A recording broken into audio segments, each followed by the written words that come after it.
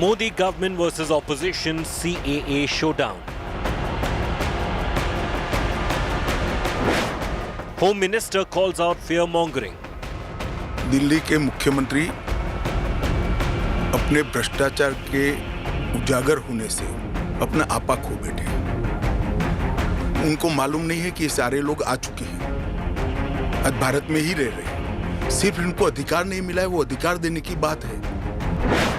Shah slams Mamta, Kejriwal, Uddhav and Stalin.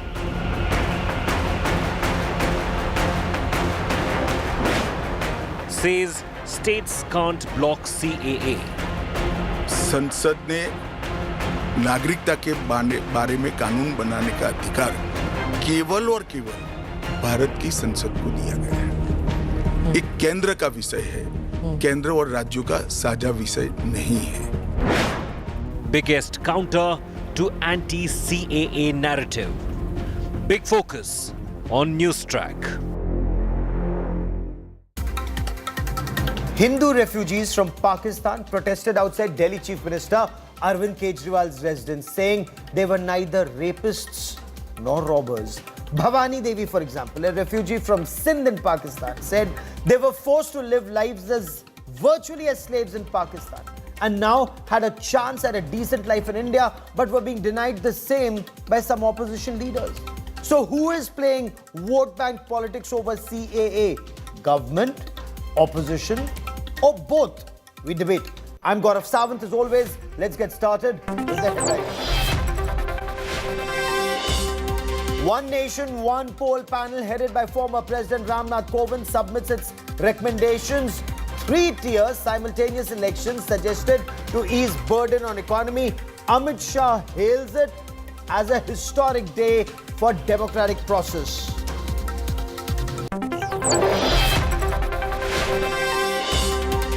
President appoints 2 new election commissioners. Prime Minister Narendra Modi led panel names Gyanesh Kumar and Sukhbir Sandhu. Congress MP Adhir Ranjan Chaudhary lashes out at the selection process, asks why the Chief Justice of India was not present.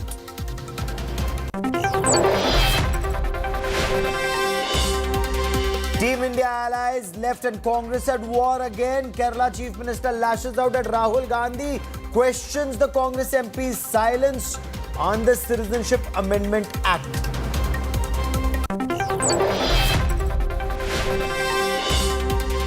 Big fallout of BJP's Karnataka list. The axed Mysuru MP Pratap Simha taunts his replacement, royal sign Yaduvir. Ishwarappa claims Yadurappa denied ticket to his son. Go back protests erupt against Shobha Karanlaje.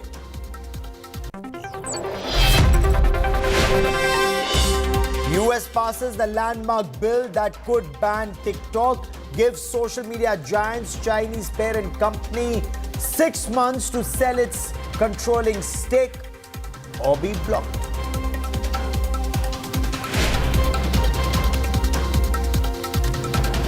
Union Home Minister Amit Shah today launched a frontal attack on opposition leaders, accusing them of playing vote bank politics and lies on contentious Citizenship Amendment Act.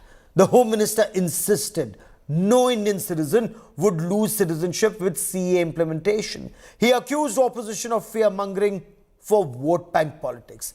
Amit Shah insisted CAA would neither be taken back nor opposition could block it in states. He insisted opposition chief ministers would fall in line after elections. Our political bureau with our top story tonight. Bharat की नागरिकता सुनिश्चित करना ये भारत का विषय है। Home Minister Amit Shah's big CAA defense. नागरिकता के बारे में कानून बनाने का अधिकार केवल और केवल भारत की संसद को दिया गया है। एक केंद्र का विषय है, केंद्र और राज्यों का साझा विषय नहीं है। And a roaring answer to the opposition parties. Yet again, Shah made it clear that the Citizenship Amendment Act is here to stay. CA का कानून कभी वापस नहीं जाएगा और भारत की नागरिकता सुनिश्चित करना ये भारत का विषय है, भारत की संप्रभुता का निर्णय है। इसके साथ हम कोई कॉम्प्रोमाइज नहीं कर सकते। Stressing that the CAA is not against Muslims, Home Minister Shah said it gives refuge to minorities facing atrocities by Islamists in Pakistan, Afghanistan and Bangladesh. Shah accused the opposition of spreading politics of lies. Criteria ये बना है कि जिस पर धार्मिक प्रताड़ना होती है इसको देंगे, और अगर वो मुसलमान और भारत के पुराने हिस्से से मुसलमानों पर इसलिए धार्मिक प्रताड़ना नहीं हो सकती कि तीनों देश घोषित इस्लामी स्टेट है। The Home Minister tore into the opposition for targeting CAA. Delhi के मुख्यमंत्री अपने भ्रष्टाचार के उजागर होने से अपना आपा खो बैठे हैं। 2014 तक जो आ गए इनको नागरिकता देनी है, और इतनी ही चिंता है तो वो क्यों बांग्लादेशी घुसपैठियों की बात नहीं करते हैं, रोहिंग्यास का विरोध क्यों नहीं करते हैं? क्योंकि वो वोट बैंक की पॉलिटिक्स कर रहे हैं। बांग्लादेश से जो बंगाली हिंदू आए हैं इनको नागरिकता देने के लिए एक कानून है। ममता जी को मैं खुली चुनौती देता हूं, इस कानून की धारा में से किसी की नागरिकता छीनने की एक धारा वो बता दे सार्वजनिक रूप से। वो खौफ पैदा कर रही है, हिंदू और मुसलमानों के बीच में विखवाद कराना चाहती है। But opposition continued to train guns on center, calling CAA a BJP poll gimmick which will only help Pakistanis. पूरा देश मिलके, सारी सरकारें मिलके अपने देश के बच्चों को रोजगार देने में असमर्थ हैं। जो इतनी भारी संख्या में बाहर से आप पाकिस्तान, बांग्लादेश के लोगों को हमारे देश में लाके बसाना चाहते हो, उनको नौकरियां कहां से दोगे? उनके लिए नौकरियां कहां से आएंगी? Mr. Amit Shah's experiment of cheating the people of Bengal, cheating the people of Assam is not going to work. People of Assam and Bengal are going to punish Mr. Amit Shah and the whole BJP party itself, which is hell-bent to divide India on religious lines. Mr. Amit Shah, how long will you continue with this Ghuspetia rhetoric and Ghuspetia politics? Will religion decide who is an infiltrator and who is a refugee? If religion will decide, then who is playing vote bank politics, Mr. Amit Shah? Us or you? The day saw Pakistani Hindu refugees staging protest at residence of Kejriwal, slamming him for terming them rapists and thieves. Pakistan से आए थे, हम 2013 में आए थे। हाँ, तो हमारी इनसे यही एक शिकायत है कि ये हिंदू भाई हो के हमारा विरोध क्या करते हैं।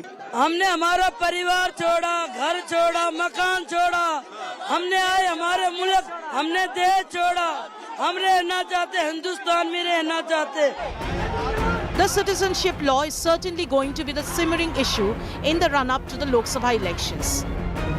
Bureau Report, India Today. The opposition has repeatedly called the Citizenship Amendment Act anti-Muslim. Opposition says CAA will reduce Muslims to be second-rate citizens of India. Delhi Chief Minister says there will be a spike in rapes, robberies and jobs meant for Indians will be taken away by 1.5 crore refugees coming to India.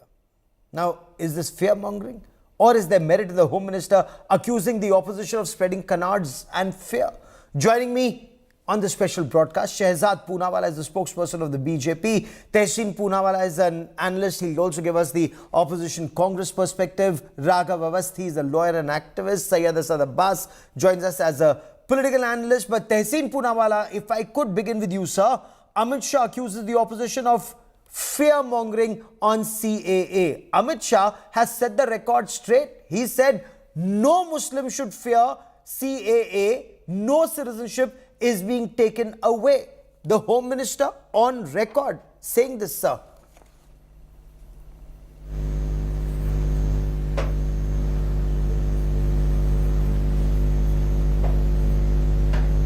Mr. Tehseen Poonawala, can you hear me, sir? Is that question to me or to Tehseen? Tehseen Poonawala. I can hear you very clearly. Can you? I can hear you clearly, and I hope my answers come. Go on, sir. Should audio mic check? Go on. Can you hear me, Gaurav? Yes, loud and clear. Go on. Thank you. Gaurav, at the onset, I want to make it clear to your viewers via you that I've challenged CAA in the Honorable Supreme Court of India and I'm one of the petitioners in it. I do agree with what the Honorable Home Minister told Smita Prakash ji today, that the CAA does not affect Muslims, it does not take away the citizenship of Muslims, and Muslims have nothing to fear about the CAA. I completely agree with that, and I'm livid that people like Arvind Kejriwal ji or OAC are making this a communal issue. That's ridiculous and stupid. But let me come to why I am opposed to CAA. One, Gaurav, you will bear with me, as the Honorable Home Minister told Smita ji, the cut-off date is 31st December 2014. Now, Gaurav can anyways get the citizenship next year. The government was not serious about giving them citizenship. If it wanted to expedite it, when 2019 CAA was passed and I challenged it, they should have framed the rules and given them citizenship. They didn't do that. They wasted 5 years, and now the government is also benefiting the BJP with this polarization and this misinformation. Point number 2. So what I've challenged is this arbitrary date of 31st December 2014. Secondly, there should be a basis on why citizenship is given to people of certain countries. Afghanistan, Pakistan, Bangladesh makes no sense. Pakistan and Bangladesh were a part of India, but if we have to give persecuted Hindus or other religions from these countries citizenship, why not Myanmar persecuted Rohingya Hindus who have come from Myanmar, which was a part of India and undivided India? Why Afghanistan, which was not a part of undivided India? And if you have to include Afghanistan, then why not today when Taliban has taken on Afghanistan and people are suffering in Afghanistan? If it's only about Islamic countries, then why not Maldives, which is a maritime neighbor of ours, where Hindus are also persecuted? There you've again brought in the break in the rules out there, and the rules don't align completely. The third and most important point that I want to make, ultimately the union government has the power to give anyone citizenship, and the Article 6 of the Indian Constitution is specifically specifies after the Nehru-Liaquat Pact, by the way, against which Shyama Prasad Mukherjee resigned and said that this is unacceptable, refugees are coming into India. The Article 6 says the union government has absolute powers to give any person born in undivided India or born to parents in undivided India citizenship at any given point of time. Why didn't you just use that act and give these 10-15,000 people citizenship? The fact So is, you're saying that the figure is 10, violative of Article 14, Article 25 of the Are Indian you saying that it's not that 1.5 crore that Arvind Kejriwal talks of? Is that fear-mongering? Arvind Kejriwal has no idea what he's talking about. Okay, let me No, also he has bring no in idea and he'll Shehzad weaken my Poonawala. case. He has no idea what he's talking about. He'll weaken my case. Okay, Shehzad But the Poonawala government is doing this for politics, because if they cared about these people, their living standards are so bad right now, Gaurav. No one on this panel has gone to see them except Tehseen. No, so have I. We have reported from their camps, and we've reported from their camps and very extensively. Yes, you have, and we've That's spoken. why I'm sharing it with you. Yes, and we've spoken to them even today. But Shehzad Poonawala, the opposition also says that the government is being too clever by half. They talk about CAA but not about NRC. That the opposition says when you read CAA with NRC, whenever it comes, Muslims will be reduced to being second-class citizens of India, sir. Okay, first of all, Ram, and in the Pavan month of Ramzan, let me start by unpacking what official Congress says, and then let me come to unpacking what unofficial Congress says. Because official and unofficial Congress speak in two different languages. First, as far as official Congress says it's anti-Muslim. By the way, this was proposed by Mahatma Gandhi during independence. The official Congress says this is discriminatory. 2003, it was Manmohan Singh who pleaded for such a law. The official Congress says that look at the timing. You had 70 years to do it, but you did not do. You kept sitting pretty. Even though in UPA era, the similar law was brought for 2 years. And now I come to the unofficial Congress and their version. Dear unofficial Congress on the panel, when your own government was in power, it came up with a report, and I'm quoting from the report. Please listen to the first paragraph of the report, headed by Pranab Mukherjee and Kapil Sibal, who is a lawyer for this unofficial Congress in many cases. Indian citizenship should be granted to Bangladeshi and Pakistani minority refugees. National ID cards should also be given to them. This is official Congress. I'm telling this to unofficial Congress. At that time, wasn't it discriminatory to the other sections you're talking about? By the way, to unofficial Congress, official Congress in 1990 had an arrangement only for Tamilians from Sri Lanka. Was it discriminatory to other countries in the neighborhood of India? Official Congress during the 1950s had a special arrangement for the Nepalis. Was it discriminatory towards other nations? By the way, this is an arrangement not at the cost of anybody, but a special preference which has been given during Indira ji's tenure and during Nehru ji's tenure, as is allowed under the Citizenship Act for limited period for a limited purpose of religious persecution. But unofficial Congress will sit here and talk about sectarian discrimination or other kinds of discrimination and try to stir the pot with religious discrimination, which is happening specifically in 3 countries which have an Islamist declared agenda since their inception, unlike Maldives, which has become an Islamist republic from 2008 onwards. By the way, in 2008, official Congress was in power and they didn't feel the need of including this provision even while they were implementing the CAA version in a mini way in 2 years or 3 years or 2 years or 3 years in different spurts. So forget official and unofficial Congress. Let's come to the Aam Aadmi Party, which official and unofficial Congress both are planning. Okay, so I'll come to Aam Aadmi Party in just a moment. Are saying कि रोजगार का क्या होगा? Just 10 seconds, just 10 seconds. Okay. Gaurav, just 10 seconds. I swear I will finish by 10 seconds. 10 seconds, I request you.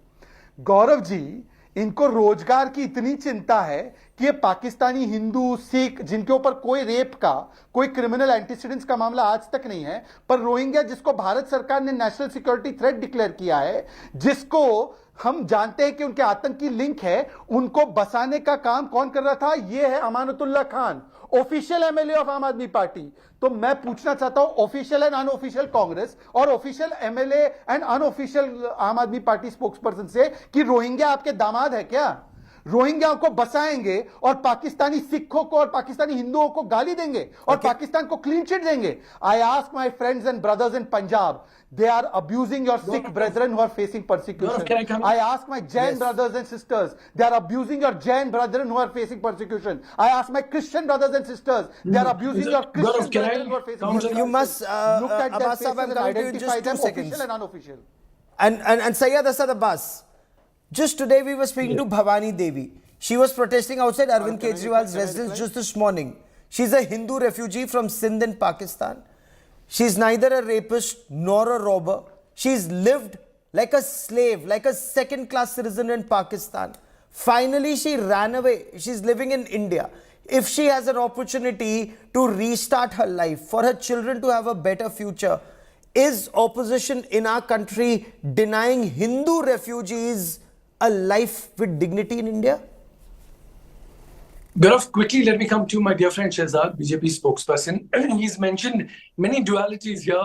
I'm sure the audience is quite confused with official and unofficial. No, I've asked you a very specific question. No, I'm sorry. First answer that specific question.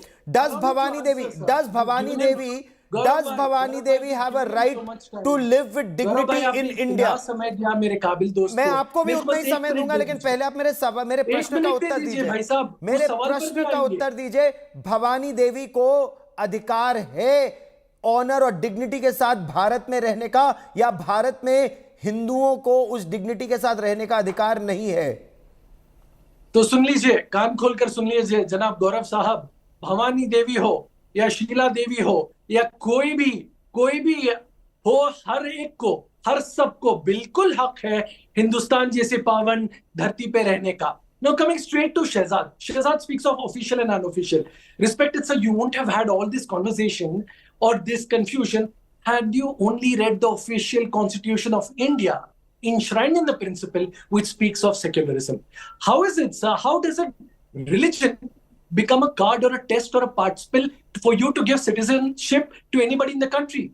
Very selectively, you choose Afghanistan, Pakistan, Bangladesh, but you very conveniently leave out our Tamil brothers who are being persecuted in Sri Lanka. You leave out our Rohingyan Hindu brothers in Myanmar. I ask you, sir, I ask you that question. And very selectively, you use 2014 as the year. But what after 2014, what happens to them? Why is your law, rules, amendments so selective on the front? Would you not answer to those? Would you not give an answer? कृपया करके sir आप official constitution एक बार पढ़ लीजिए, article 14. Okay, I'll get Shehzad to respond to that, but Raghav Awasthi also has his hand up. Raghav Awasthi, the question that's repeatedly being raised, we're a secular country, why make laws with religion as basis? Why leave, for example, persecuted Muslims out of this law to get citizenship in India? That's the question the opposition is asking. Gaurav, I'm really glad that this question is being asked. So, as far as secularism is concerned, there is absolutely no question that it is part and parcel of the basic structure of our constitution. Having said that, the constitution under Article 14 does permit classification if it is based on an intelligible differentia, and then that intelligible differentia has to have a rational nexus with the object of the legislation.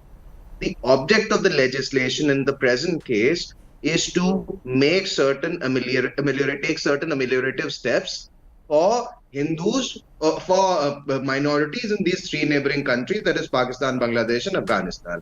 So, as long as there is an intelligible differentia, which is that there are minorities in these countries that are avowed Islamic states, and there is a rational nexus, then this law will pass the scrutiny of the test that has been prescribed under Article 14. Okay. Now, if we actually look at the percentage of the minorities in all of these countries, it has gone down for the last 75 years. That is an empirically verifiable fact. Nobody can deny it. That is the first thing. The second thing is that even if there is somebody who's a Muslim from these countries who wants to come to India, like Adnan Sami wants to come to India, then the normal procedure would be applicable to him or her. Just like the normal procedure would be applicable to a Hindu and a Muslim, who both of them who might want to come from Pakistan to India after 2014.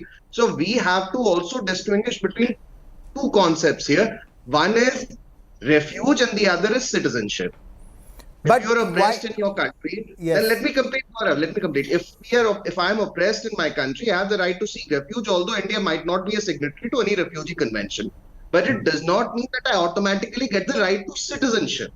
So refuge and citizenship are two completely different concepts, and this act per se applies only to people who've been already here since 2014. Okay. Before 2014. That is the cutoff date. That cutoff date, Shehzad Poonawalla, the point both Tehseen Poonawalla and Syed Asad Abbas raised, why this artificial cutoff date of December 31, 2014? Why not even now?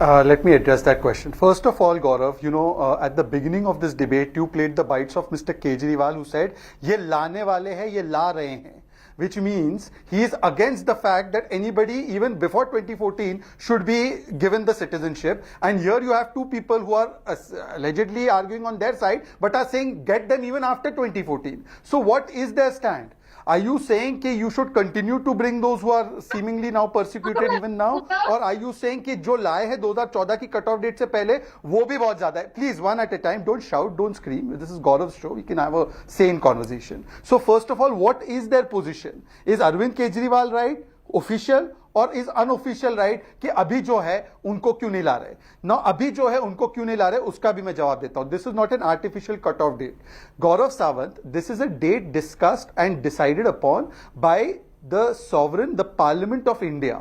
The Parliament of India, in its wisdom, has decided that now the law which we were supposed to bring decades ago, as advocated by Mahatma Gandhi and as advocated by the Parliamentary Committee, which also talks about having a specific window and a specific criteria, that has been put in place. If there is a further need tomorrow, Parliament is well within its wisdom to come and deliberate upon the matter, and I would suggest that the remaining few MPs of the Congress who might or may get elected, AAP will have none, they must go and suggest that if they want still more people to be brought in, they must suggest for an extension in the cutoff date. But that's a future thing for Parliament to deliberate upon. Okay. But I have something more important to ask, and this is the hypocrisy that needs to be pointed out politically. On the one hand, this is the brigade which will sit on your 9 PM debates and say Islamophobia देखो ये Indian Muslim यहाँ जी नहीं सकता और इनको अफगानिस्तान का मुस्लिम इधर लाना है, पाकिस्तान का मुस्लिम इधर लाना है.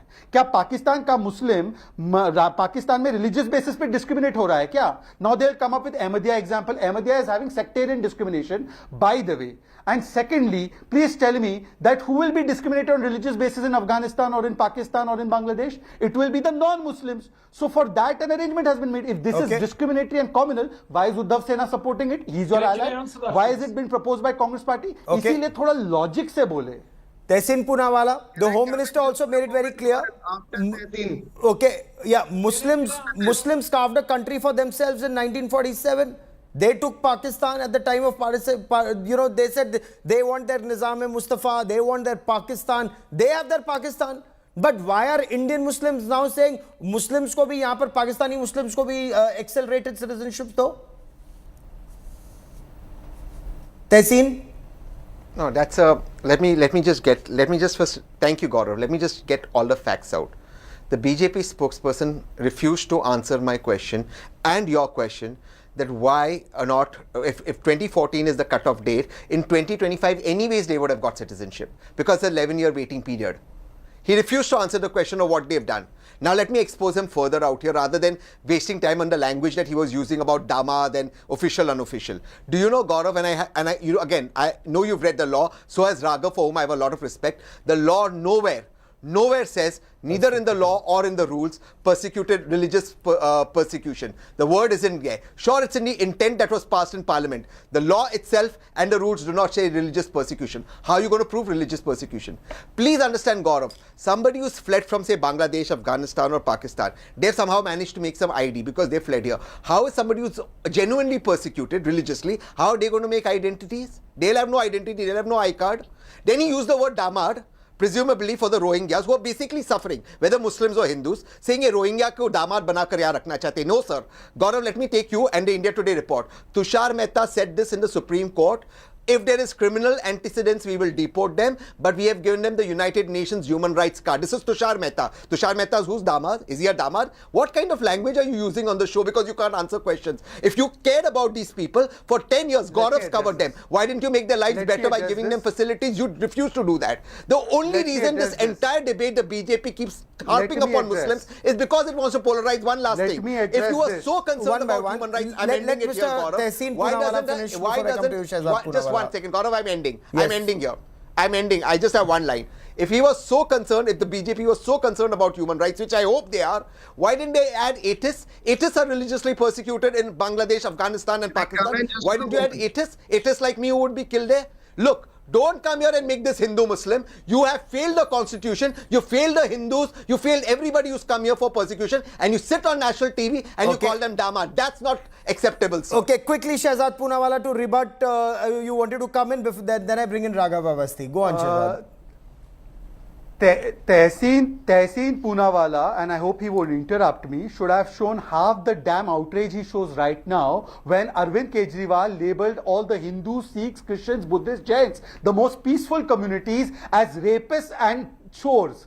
Did he show the same aggression? No. And I will call Rohingyas what they ought to be called because my government of India has declared them as a national security threat. Therefore, you understand this. Yes, as an obligation under United Nations, they must have been given a card, but that is what it ends at. But the Aam Aadmi Party government, which talks about resources being given to Pakistani Hindus, are the one who are providing rations to them, and they said this in the High Court. But Tehseen Poonawalla, you don't have the gumption to call that out because you will come here and take a different stand. And having said that, you said the last 5 years have been wasted. Tehseen Poonawalla, was COVID a choosing of ours?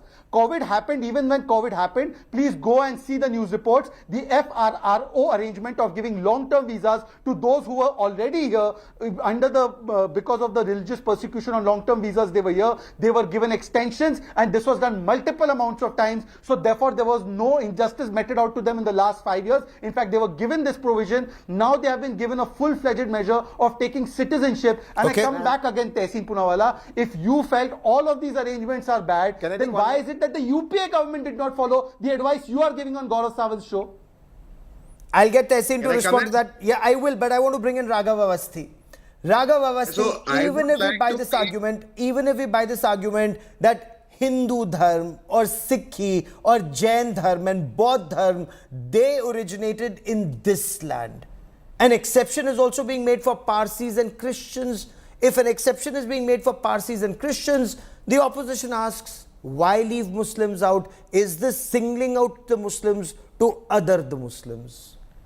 That's not the case at all. If you look at the Constitution of Pakistan, for example, under the Constitution of Pakistan, if you're not a Muslim, or for that matter, even if you're an Ahmadi, you cannot aspire to certain constitutional posts. The Constitution of Bangladesh is slightly different, of course, in as much as it just prescribes Islam as the state religion. And Hindus can, of course, rise much further than they can in Pakistan. And on the other hand, like if you come to Afghanistan, you don't even know if there is a constitution or a functioning government. So there is definitely a rational nexus which is there, and there is an intelligible differentiator. As far as my good friend Tehseen is concerned, I have the utmost respect for him. I would like to make a suggestion. The Supreme Court in that independent thought case had actually read down the age of consent from 18 to 16. So there is, of course, a precedent. He can petition the Supreme Court, or maybe he can amend his petition to make sure that the cutoff date is not 2014, it is 2023. He can do that very well. So instead of pointing fingers now, it is much better to amend his petition and gun for that in the Supreme Court. Similarly, he can also ask for another reading down of the act whereby atheists can be included. But I really don't understand the point of batting for a Pakistani or an Afghan or Bangladeshi Muslim who is in any case not eligible to get citizenship through the normal course. And in any case, if you are religiously oppressed, if you're, let me complete. If you're a Shia, let me complete. If you're a Shia or any other persecuted religious minority in Pakistan, of course, you can apply for asylum. But asylum doesn't have to equal citizenship. For example, Alexei Navalny was staying in Germany.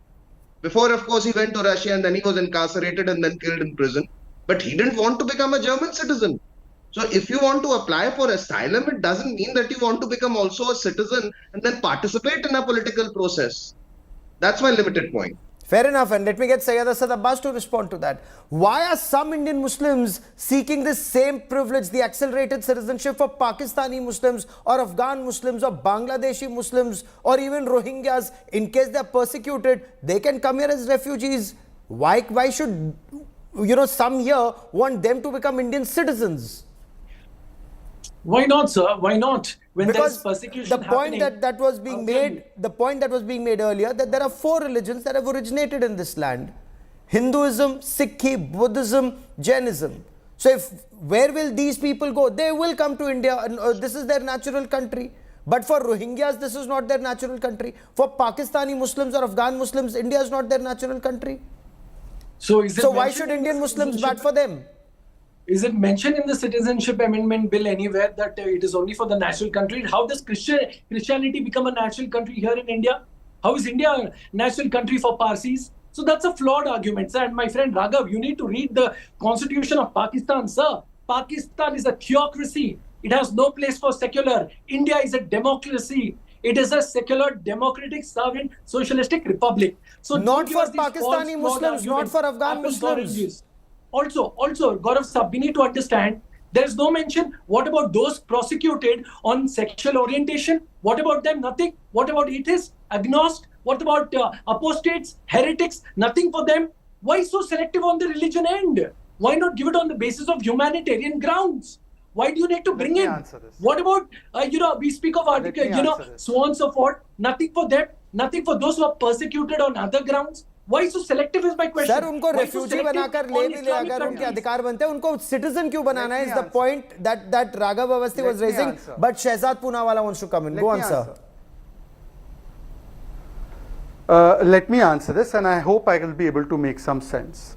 Again, Gaurav, very slowly. In the 1990s, we only invited Tamilians persecuted in Sri Lanka on a linguistic basis in their country.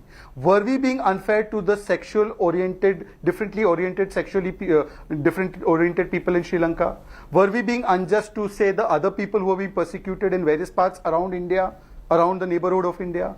No, there was a specific reason and a specific cause. Similarly, now to say this is actually beimani when the idea is to now redress a problem that Mahatma Gandhi identified, Congress leaders identified, of religious persecution in Islamist theocratic states which have been part of Akhand Bharat. Now you say, but why not the sexual orientation? Sir, they are entitled to come to India through the Citizenship Act. The Citizenship Amendment Act is, I'll tell you for whom. It is for those people who, despite severe religious persecution to the extent that they were 23% at one time and now at 2%, have still kept their dharma with them, and they have said, I don't want my property, sampatti, I am ready to leave everything but not my dharma. India owes a civilizational duty towards them. We don't owe a civilizational duty to somebody who's a gay in Pakistan that, oh, because you're gay in Pakistan and you're being persecuted, therefore you become an Indian citizen. religion. But we do owe a civilizational duty to every Hindu who could not come at that time because the Indian leaders at that time told him, "Tum jahan ho wahan raho, hum aapko yahan surakshit laenge." This was the guarantee of Mahatma Gandhi. This was the guarantee of Sardar Patel. It was the guarantee of Nehru ji. Nehru ji did not guarantee to sexually oriented people of Pakistan that gays जो वहां पर है किसी दिन हम आपको इधर लाएंगे और नागरिक बनाएंगे. नेहरू जी said कि अगर आप वहां पर हिंदू है और यहां पर नहीं आ पा रहे 47 में, हम आपको गारंटी दे रहे हैं आपको लेकर आएंगे यहां पर. Please. Sir, it's not just gay. You need to have a better vocabulary for that. It's LGBTQIA plus. So therefore, it's not restrained to one. Second point, sir, you also need to understand. You add whatever alphabets you want to them. It doesn't change the truth. Targeting one. Just increase a bit of your knowledge, sir. Kindly be more sensitive towards the topic and issue here. I am sorry, I don't have as much information about sexual orientation as you have. Why is it religion? I am probably less competent at knowing that. You are more. Why are you so sir, let's stay on the substantive issue of the Citizenship Amendment Act. Can I come in, Gaurav, after Mr. Abbas?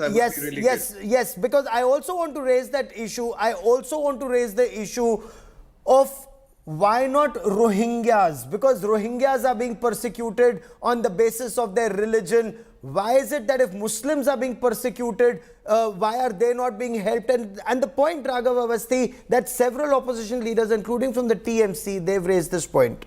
That is it the religion that decides whether you're a refugee or an infiltrator? Whether from Bangladesh? If it's a Bangladeshi Muslim, it's an infiltrator. If it's a Bangladeshi Hindu, then it's a refugee. This is a very good question, and I would really like to first lay out the legal position as it stands. India is not signatory to any refugee convention. That is the first thing. So as of now, there is nothing in our domestic law which governs how we deal with refugees. Of course, we deal with each and every application on a case-to-case basis, right? That is one thing. Secondly, this act as it stands, it has absolutely nothing to do with Rohingyas. It doesn't even mention Rohingyas. It is like saying that you take the Indian Penal Code and say, why is it that it does not talk about contracts? And if we look at the statement of objects and reasons of the Act, it says that the constitutions of Pakistan, Afghanistan and Bangladesh provide for a specific state religion. As a result, many persons belonging to Hindu, Sikh, Buddhist, Jain, Parsi, Christian communities have faced persecution on grounds of religion in those countries. So this act pertains to Gaurav only these countries. Okay. It doesn't have anything to do with Myanmar or any other country. Okay. So why let me address this, Gaurav, 10 seconds. Rohingyas in any case can get refuge. If at all they want, we can deal with it on a case-to-case basis. Gaurav, fair enough. Before I bring in Shehzad, Tehseen Poonawalla, married in the Home Minister actually accusing Chief Ministers. 10 seconds. Yeah, I'll come to you, sir. Within 10 seconds. I want to keep the ball rolling and bring in Tehseen Poonawalla in for just a moment. I'll finish this. Let me address this. It's a very important point on Rohingyas. I'll come to you, sir. Please give me 10 seconds. I swear I'll come to you. Please. Opposition chief ministers are being accused, Tehseen Poonawalla, of vote bank politics. Neither Delhi Chief Minister Arvind Kejriwal or Bengal Chief Minister spoke up against illegal Bangladeshi infiltrators or Rohingyas is the point that the BJP raises, but they're up in arms against Hindus seeking citizenship in India. This is blatant Muslim appeasement vote bank politics of the opposition, Tehseen Poonawalla, is the point BJP makes. Thank you, Gaurav. And that itself shows how despicable that argument is and how terrible it is. Often the opposition is accused of not respecting the institutions of India. Often.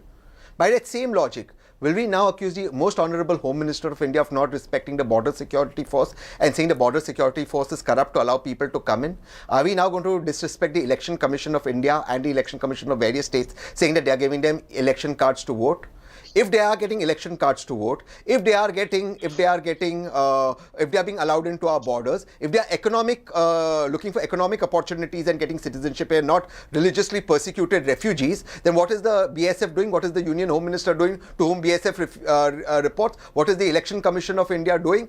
And by the way, I challenged Aadhaar in Supreme Court. I won that case. The government is on affidavit saying Aadhaar is not proof of citizenship. So what is the Honorable Home Minister speaking? Now let me make a second very substantive point. The BJP spokesperson is right that India made an exception for Tamilians, for Uganda and for Nepalese. He's absolutely right. None of those exceptions were based on religion. None of it. They were religion neutral. Because the Home Minister is correct, India and the Union government has absolute constitutional powers to give citizenship. But constitutional powers cannot be ultra-wires of the basic structure of our constitution. That's the point. And Raghav, thank you for the suggestion you make. I'm going to hook you up in the night and I'm going to give you a call after my television debates. Thank you so much. Okay, Shehzad Poonawala wants to come in. Shehzad Poonawala wants to come in. Go on, sir. Yeah.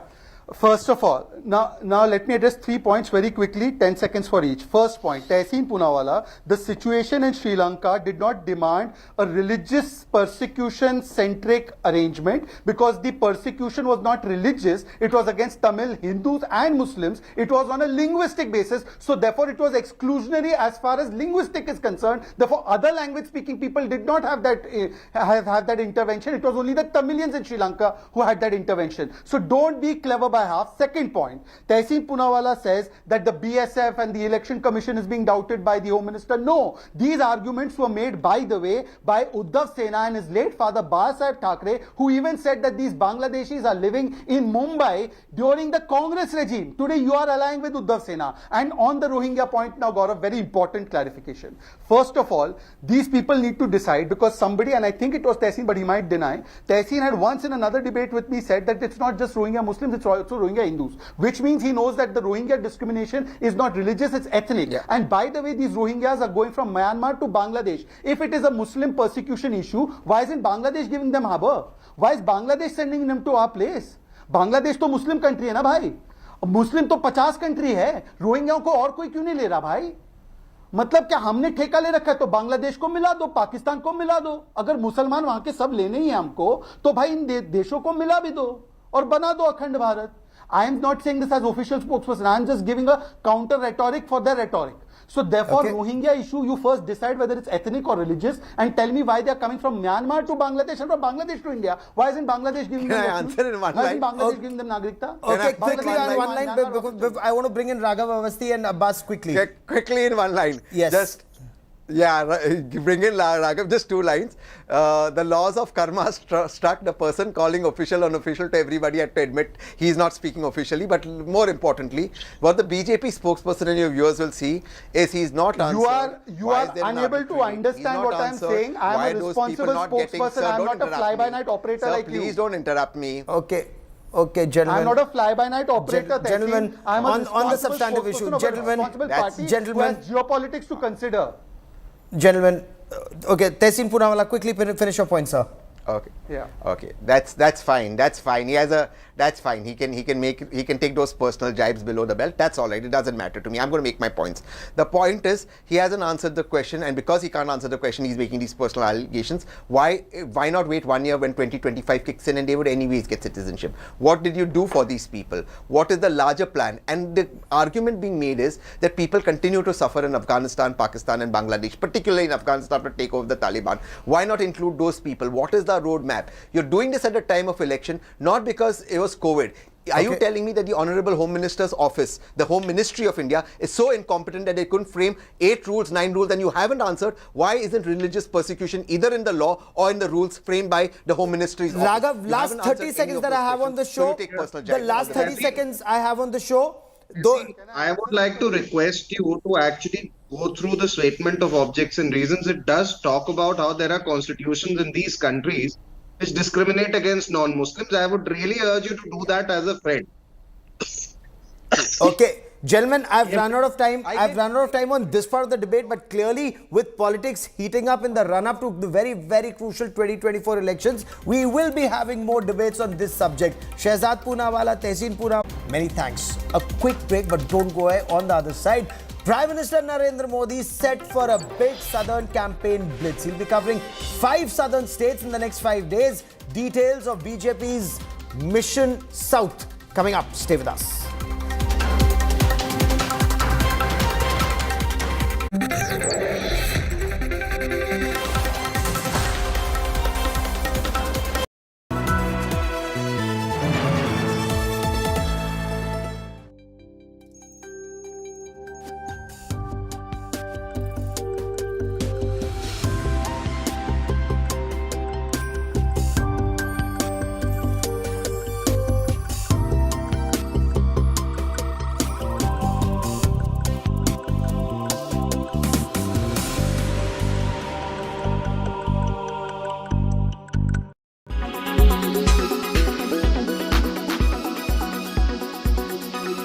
देश में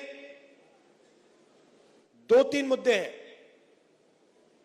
सबसे बड़ा बेरोजगारी, दूसरा महंगाई,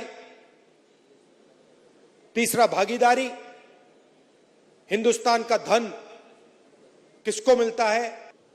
इन मुद्दों के बारे में आपको कोई डिस्कशन नहीं दिखेगा, टीवी पे कभी नहीं दिख सकता। मोदी जी को 24 घंटा दिखाएंगे, कभी वो समुद्र के नीचे चले जाएंगे, टीवी कैमरा उनके साथ नीचे समुद्र के नीचे जाएगा, उनको दिखाएगा समुद्र के नीचे पूजा हो रही है।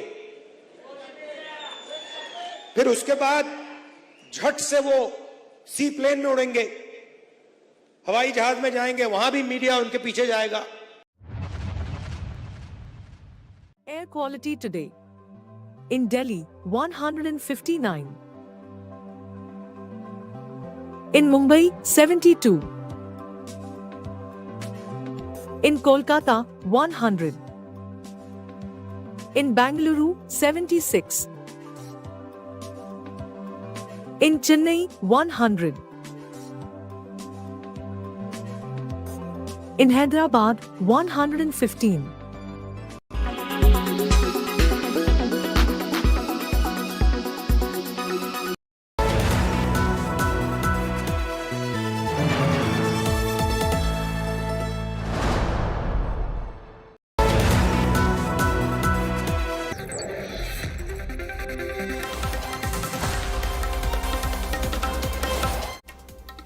Prime Minister Narendra Modi appears to be on a mission to conquer the South. The Prime Minister would be covering 5 southern states in the next 5 days. His recent visits to southern states featured virtually everything from an infrastructure boost to science to even temple visits. The BJP is hoping it will add to the party's seat tally and help the BJP and the NDA achieve what is being described as their mission 400 plus. BJP and NDA 400 par target as they claim. We bring you more in this report.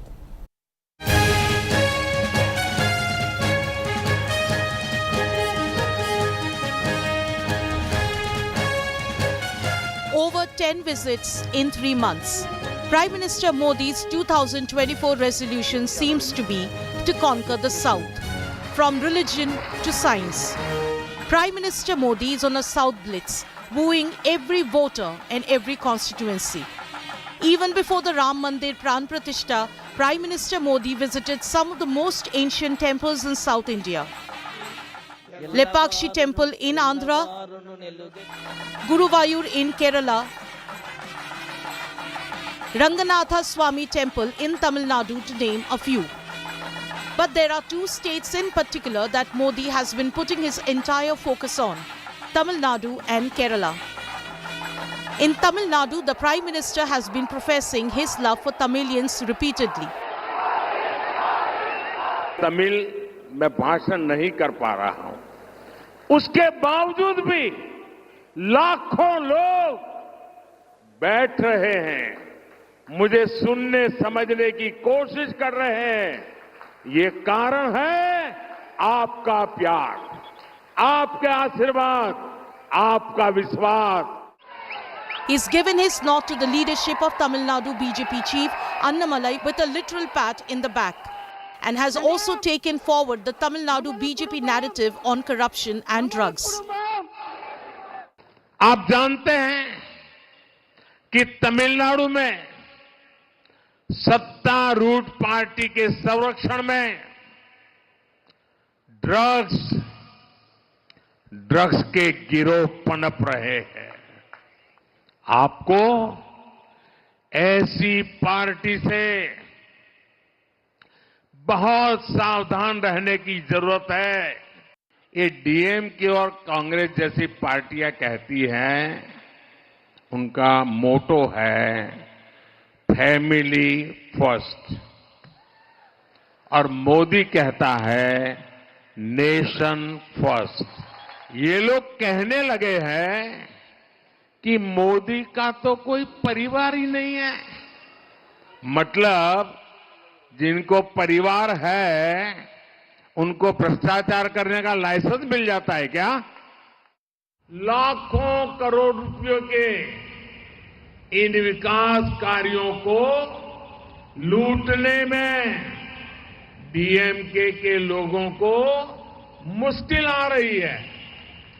इस बात से यहां की एक family बहुत परेशान है। Meanwhile, in Kerala, the Prime Minister has held mega road shows in districts like Thrissur, met newlywed couples in Guruvayur,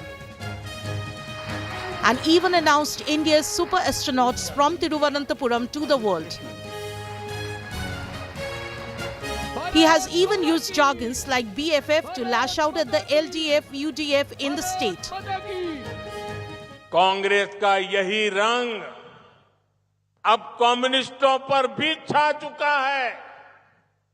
Kerala में उनकी भी सरकार इसी मॉडल पे चल रही है, क्योंकि ये लोग केरला में तो एक दूसरे के दुश्मन है, लेकिन केरला के बाहर बाकी देश में ये एक दूसरे के बीएफएफ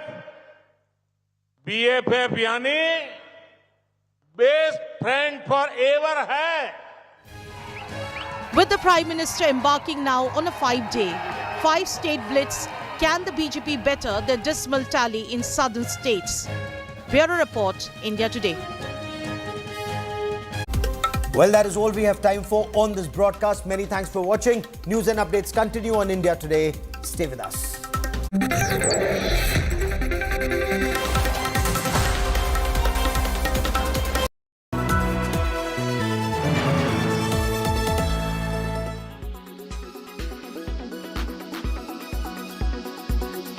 भारत की नागरिकता सुनिश्चित करना ये भारत का विषय है।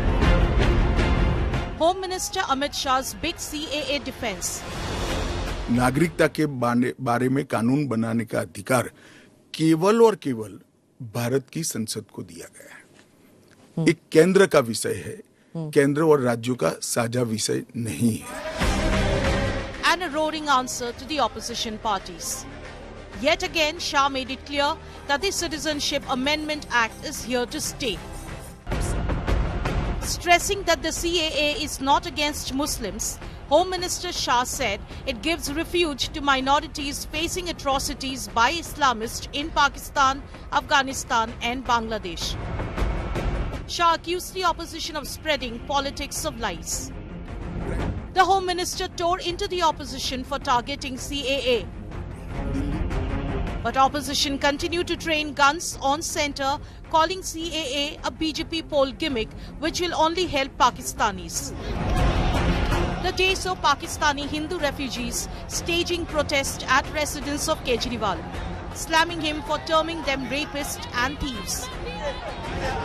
The citizenship law is certainly going to be the simmering issue in the run-up to the Lok Sabha elections.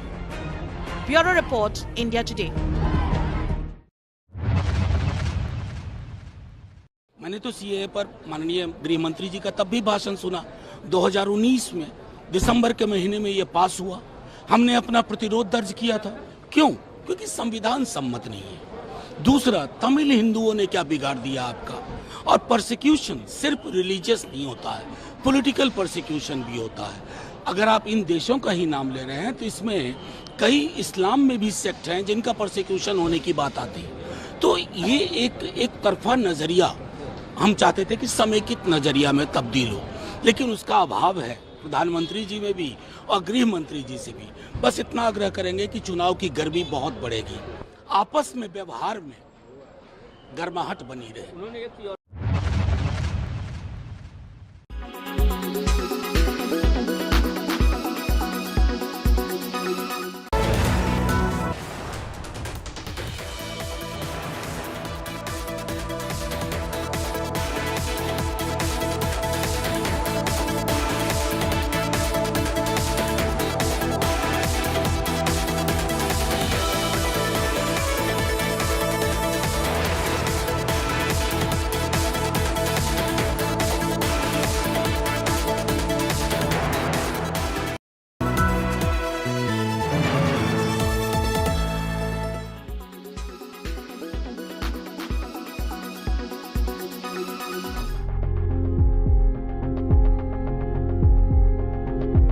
India's very own Silicon Valley.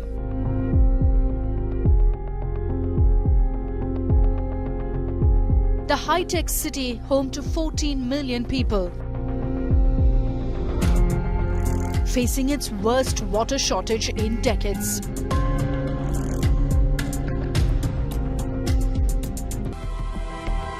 Weak monsoon, depleting groundwater, reservoirs and green cover, alongside extensive urbanization, have escalated a chronic problem into a crisis. But opportunists are exploiting Bengaluru's water crisis. An India Today investigation revealed residents at the mercy of a water tanker mafia. This cartel operates without government registration, flouting legal boundaries, particularly in South Bengaluru.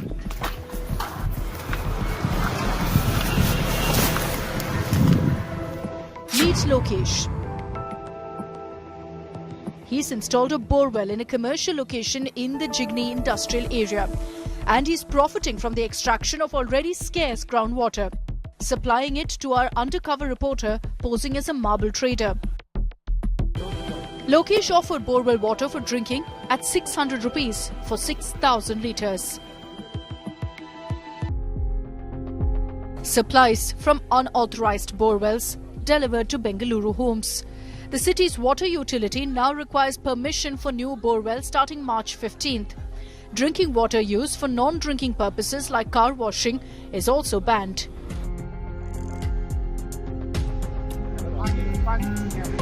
But unscrupulous tanker operators continue to profit. This tanker was brazenly filled from a boring pump in a village outside Bengaluru. Guru Prakash, another supplier to the marble cutting industry in Jigni, claims borewells can be easily dug with bribes to local officials.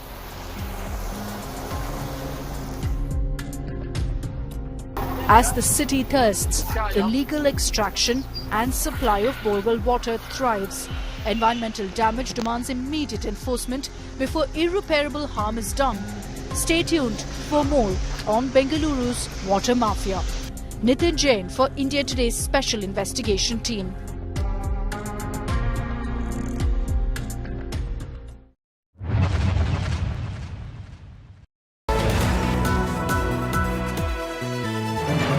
Camera roll. I will rewind through the pages of history to recreate the great Indian election experience as I have seen it. The mandate of the people of India was to make Srimati Sonia Gandhi as the Prime Minister. Now, in the 35 years that I have covered Indian elections, Prime Ministers have come and gone. Lights on. Shri Narendra Modi को prime ministerial candidate के रूप में project किया जाए।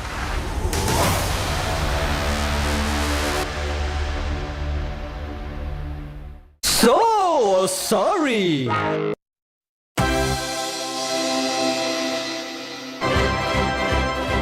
कृपया ध्यान दीजिए।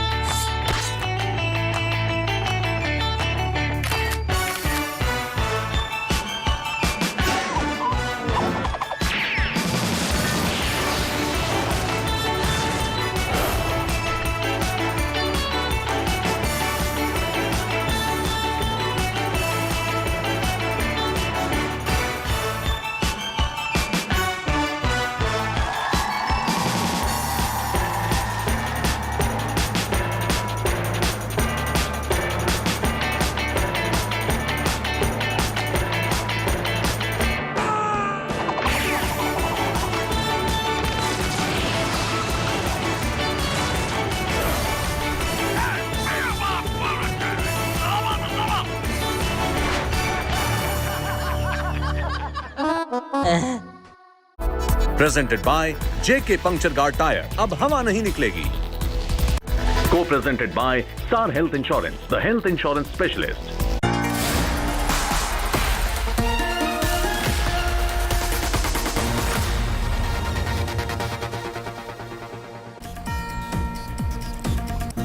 Good evening, hello and welcome. You're with the news today, your primetime destination news, newsmakers, talking points. The big talking point is coming from the Election Commission, which has just released or uploaded the contentious electoral bond data of 2019 to 2024. Which corporate gave the monies, which political parties benefited, but there are still no matchups of the two. Also, the other big idea tonight, one nation, one poll, feasible or impractical. Also, my newsmaker Sonam Wangchuk will tell us why he's on a climate fast. He'll be joining me there from Ladakh. Minus 17 degrees there in Ladakh. But first, as always, it's time for the 9 headlines at 9. A day before the Supreme Court deadline expires, Election Commission puts up electoral bonds data on its website submitted by the State Bank of India. EC also moves the Supreme Court seeking a clarification on the bond order. 2 new election commissioners appointed. Prime Minister Modi-led panel names bureaucrats Gyanesh Kumar and Sukhbir Sandhu. Congress MP Adhir Ranjan Chaudhary questioned the selection procedure, asked why was the Chief Justice of India not included.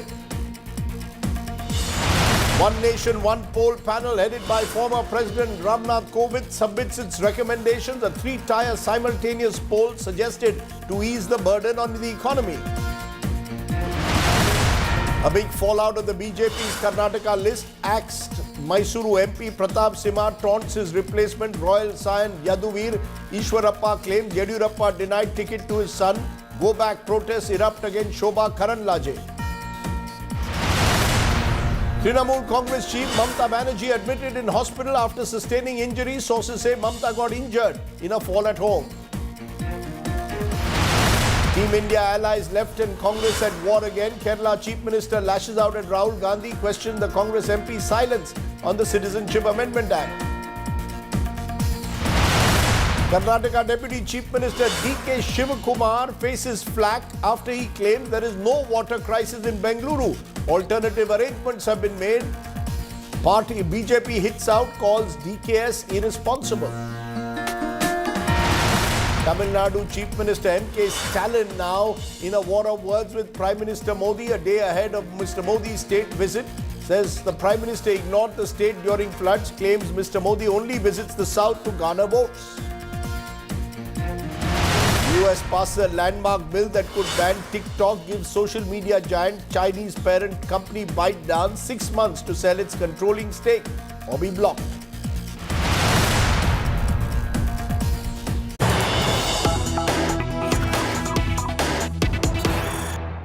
But the big news that's breaking just now, the Election Commission has published the contentious poll bonds data. That's right. The data that was being waited for a long time has finally been published.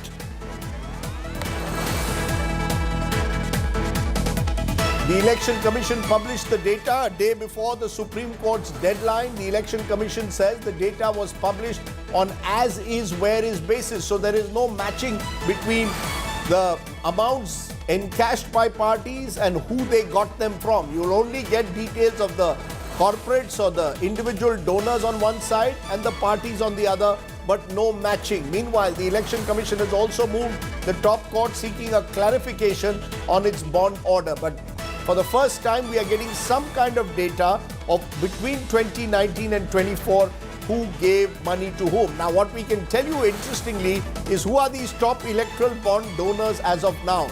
At number 1, with rupees 1,368 crores, is Future Gaming and Hotel Services, Lottery Martin. So the big is Lottery Martin is the biggest.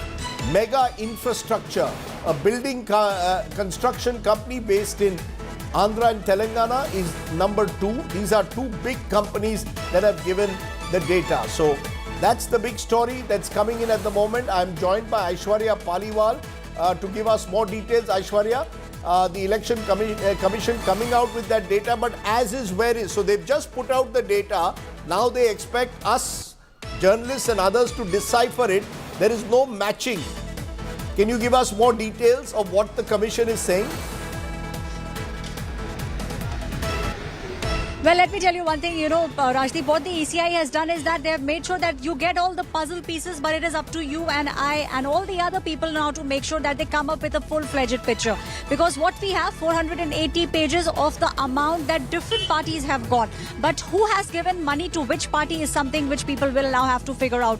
And as you rightly pointed out, the top two companies, one has given more than 1,300 crore rupees and the other almost close to 1,000 crore rupees. That's the amount which has been given by that. But the Election Commission also now has moved to the Supreme Court, Rajdeep. So what they want to do is that they have given out the data and that is all that they want to do. They do not want to divulge any more data. But let me tell you, the State Bank of India has given all the details and all the data to the Election Commission. The ball now, Rajdeep, is in the Supreme Court. The ball now is in the court of the Supreme Court. But I want to turn to someone who's been tracking election bond data very carefully. He's broken several big stories on it, including State Bank of India's role in this data. Nitin Sethi of the Reporters Collective joins me. Appreciate your joining us, Nitin. I know it's just a couple of hours, an hour really, since that data is out. But what's your first key takeaways from what you've seen so far? I think we can still match some of it given a few hours and come out with some estimations of where money is gone to whom, whose money is gone to whom. It'll still be an estimation and not an accurate picture. I think the State Bank of India, the Government of India has carefully and intelligently maneuvered to ensure they don't give us linked data, which if you read into the Supreme Court order's intent, it was there, but not in the operative part. Mr. Salve, appearing on behalf of the State Bank of India, had got it clarified from the courts that they need not present linked data. What is becoming evident, as some of us imagined, is that there are a lot of not so well-known entities through whom money has moved. These may not be, and we must remember, any audience must remember, they may not be the ultimate owners of the money that went to political parties, because the system allowed shell companies and unaccounted money to move through many layers before it finally reached the party. So what you're seeing is the legal entity that created the electoral bond, but you still may not know whose money it was to begin with. So what you're saying is that, for example, what we know, Nitin, very at the moment, and as I said, these are first reaction, top donor Future Gaming and Hotel Services. We know Mega Infrastructure, a construction company based in Telangana. These are among the top. 980 crores given by Mega Engineering, 1,300 by Future Gaming. Now, you're saying don't just go by these numbers. Some of them are given through trust. Some companies like Bharti Airtel have given through trust, but others could well have been routing money through shell companies. Is that what you're saying? So some of these well-known companies that you mentioned, Rajdeep, these clearly is going from their balance sheets and their accounts, but there are several other smaller numbers and unknown entities that we could quickly see looking at somewhere around 4 crores, 10 crores range. And these are not so well-known companies. One would have to go into their ownership structures to know who's the real owner of these companies. As you know, a legal company can be held by other companies, and you can create multiple layers of ownership such as that. So the real beneficiary ownership is not known so easily. On a quick glance, I can see some of those existing in this list, which was the fear to begin with. Now, again, even for firms which are well known, where they source this income from, where they source this money from, did they bring it out of their regular businesses? Did they get it from somewhere else and into their balance sheets and then gave it to the political parties? These things will remain unknown. Therefore, from what we are, could we say safely, and also Nitin, this is only a fraction presumably of the actual amount of campaign financing that comes mainly through cash and kind. Is there a trend? Absolutely. Of course, there are a lot of the regional parties, whether it's Trinamool, DMK, also get a lot of their money through electoral bonds. And the biggest chunk goes to the Bharatiya Janata Party because it is India's biggest parties. The BJP will turn around tomorrow and say, look, we are getting the maximum funds because we are the biggest party. But they could always justify, I think BJP could always justify, say, hey, we are popular, we're getting it. But we must remember when BJP floated this idea, and this is on record, BJP said we will be collecting a lot of money from our volunteers in the villages in small amounts. The fact is, all of this almost entirely is in quantums of 1 crore plus. So these are not poor villagers and supporters of a party paying, but these are rich corporates and rich entities and individuals paying.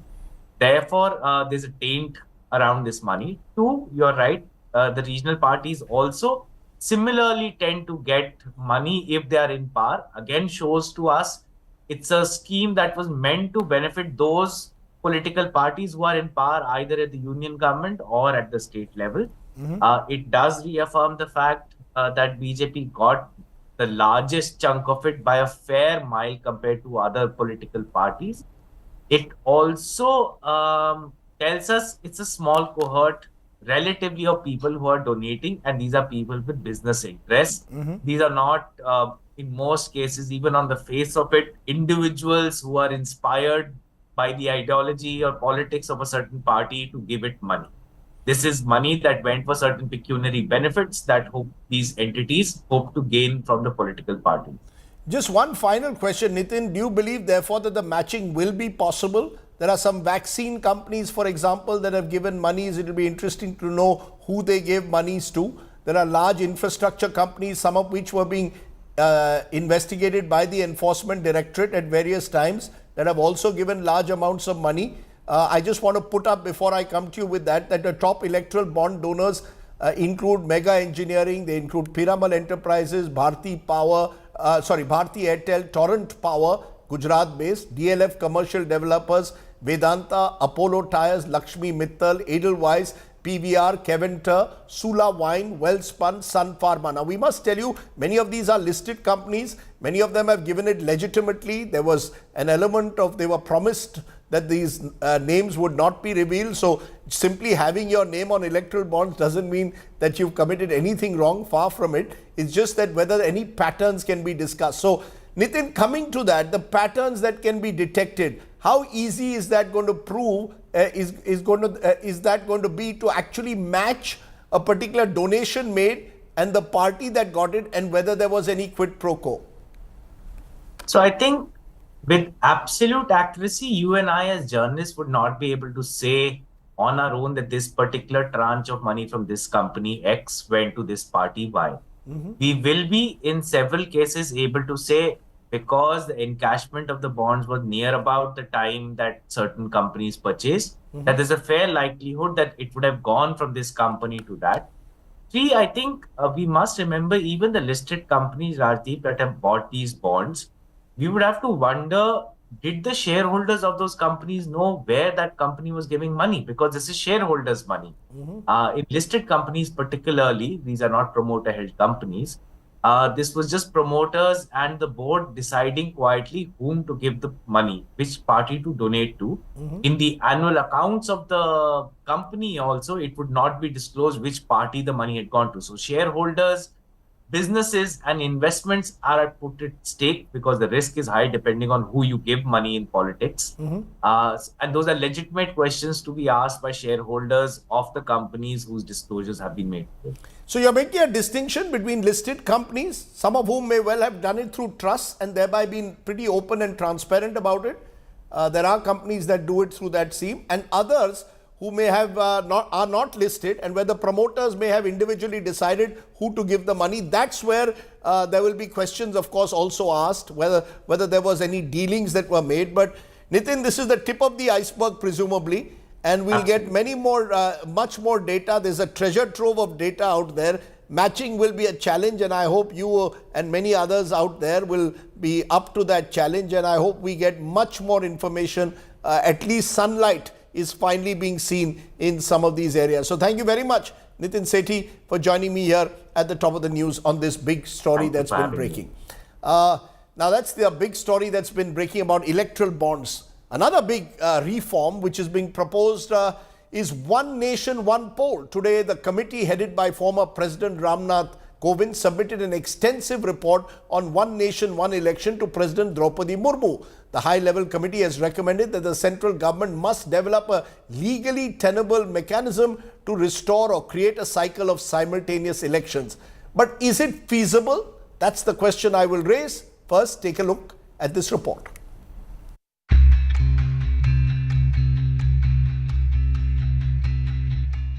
The blueprint for One Nation, One Election is ready. The high-level committee headed by former President Ramnath Kovind submitted its report on simultaneous elections to President Draupadi Murmu on Thursday. The report that runs into more than 18,000 pages has advocated a comprehensive overhaul of India's electoral process. The committee recommends conducting parliament and assembly polls together. Municipal and panchayat elections are recommended to be organized within 100 days of the larger elections. The establishment of a legal mechanism for one election is also proposed, with a target set for implementation by 2029. The committee highlights that economic strain caused by multiple polls and emphasizes the need to alleviate this burden. Lastly, the recommendations aim to boost voter turnout by simplifying the electoral process and fostering greater civic participation. The committee also gives suggestions for scenarios like hung verdicts. If a government falls before completing its full term, the panel suggests holding mid-term polls. But the tenure of the government formed after mid-term polls will be only the remaining period of the original 5-year term, which it calls the unexpired term. The report says 32 parties, including 2 national parties, backed simultaneous elections. 15 parties, including 4 national parties, opposed the concept. Modi ji का मकसद क्या है?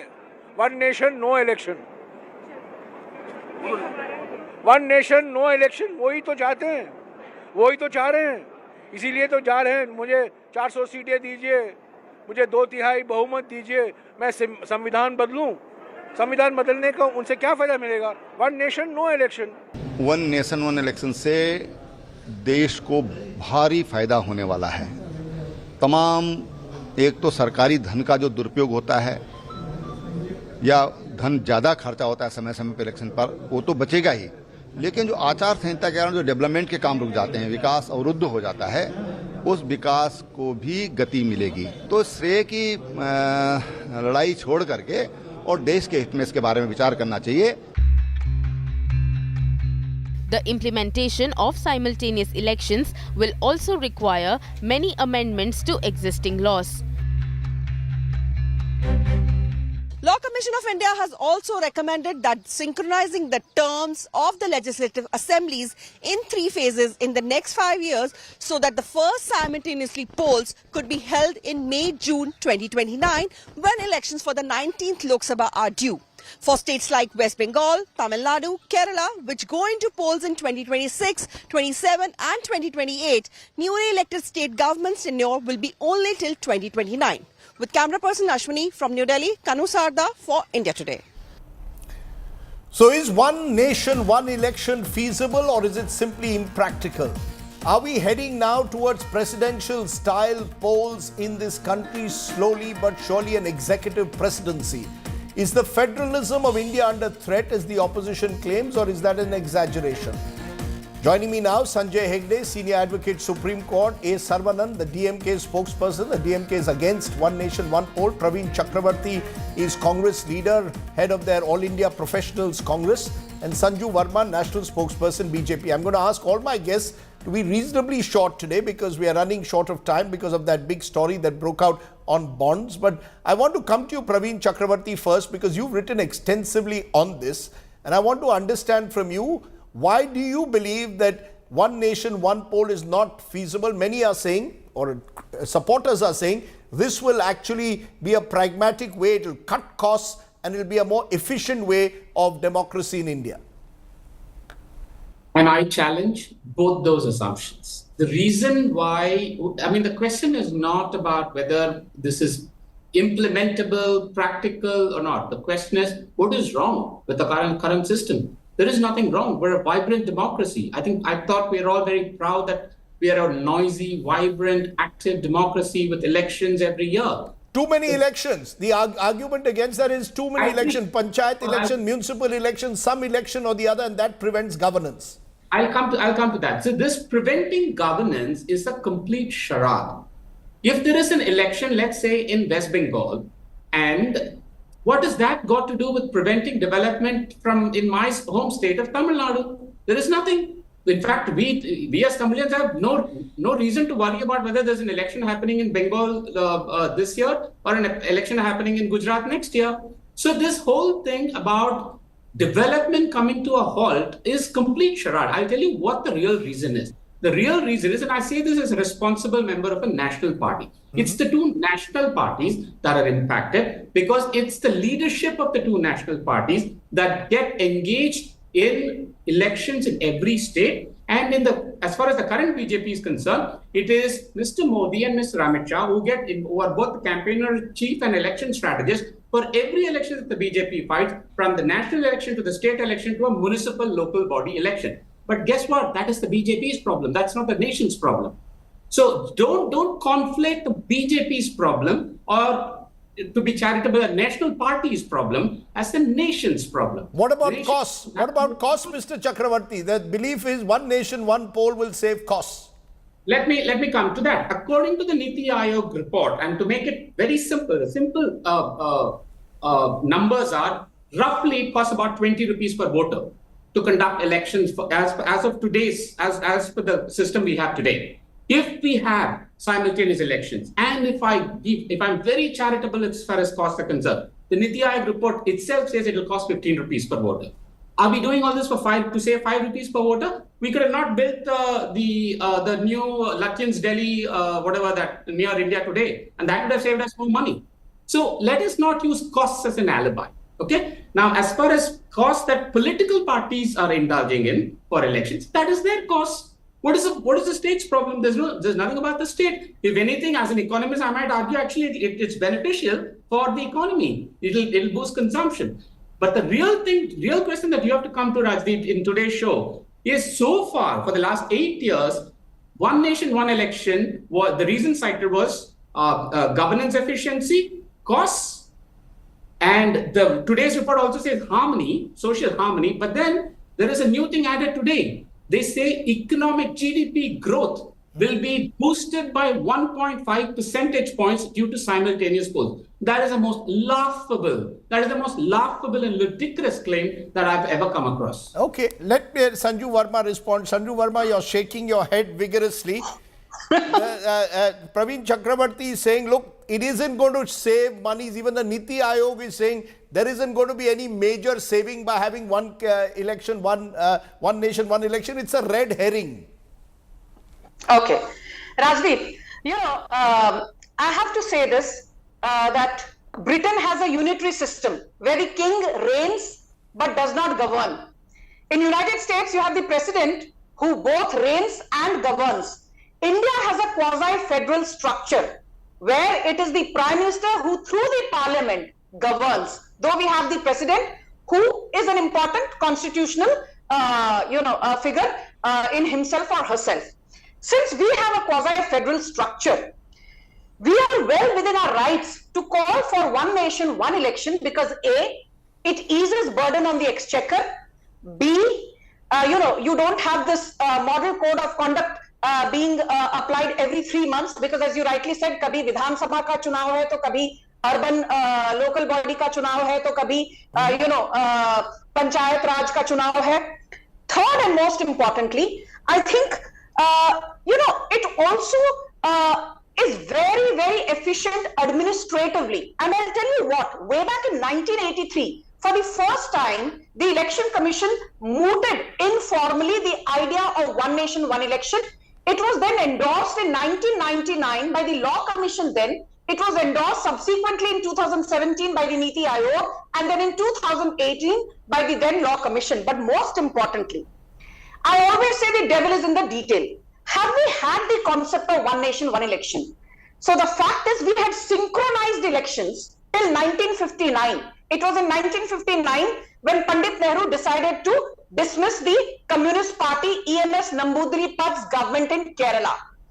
And we had one nation, one election till 1967. So my third point is, besides being easy on the state exchequer, besides not draining financial resources of the center and respective state governments, we've had it in the past and it worked wonderfully Your point is well taken, ma'am, but the question is that, no, 1 minute. Ma'am, just a minute. No, I asked him questions. Also, the question to you is that the fear that the opposition has, this is the BJP building up to a presidential system. This is India moving towards an executive presidency, which is against the very federal spirit that is the basic structure of our constitution. We are a country of subcontinental size. Don't compare us to Britain. And in a country like India, every state with different political parties deserves a system where each party is respected. Okay. Rajdeep, tell me one thing with your hand on your heart. Had the BJP or Prime Minister Narendra Modi, good to see that you still retain your sense of humor, Rajdeep. I am. We always have feisty debates. Yes. You know, tell me, honestly speaking, had Prime Minister Narendra Modi or the BJP not mooted the idea of one nation, one election, तब कांग्रेस को कोई आपत्ति नहीं होती. Now, driven by the visceral hatred for anything that Modi says or does not say, anything that PM Modi does or does not do, the Congress is morally bankrupt, politically bankrupt, and look at what Jairam Ramesh is saying. अरे प्रधानमंत्री तो लोकतंत्र खत्म करना चाहते हैं. So let me tell you very quickly. Very quickly, ma'am, you've got 20 seconds. There are 4 important, articles that we need to know. Article 83 and 85, which talk about the duration of Lok Sabha and dissolution of Lok Sabha. Article 172 and 174 of the Indian Constitution, which talk about the duration of state assemblies and dissolution of state assemblies. You have the 10th schedule of the Constitution, which talks about disqualifications, pertaining to defections. But the most important article, आप ये देखिए राजदीप जी, chronology समझिए. कांग्रेस को article 83 में विश्वास नहीं है, 85 में विश्वास नहीं है, आर्टिकल 172 में विश्वास नहीं है, 174 में विश्वास नहीं है.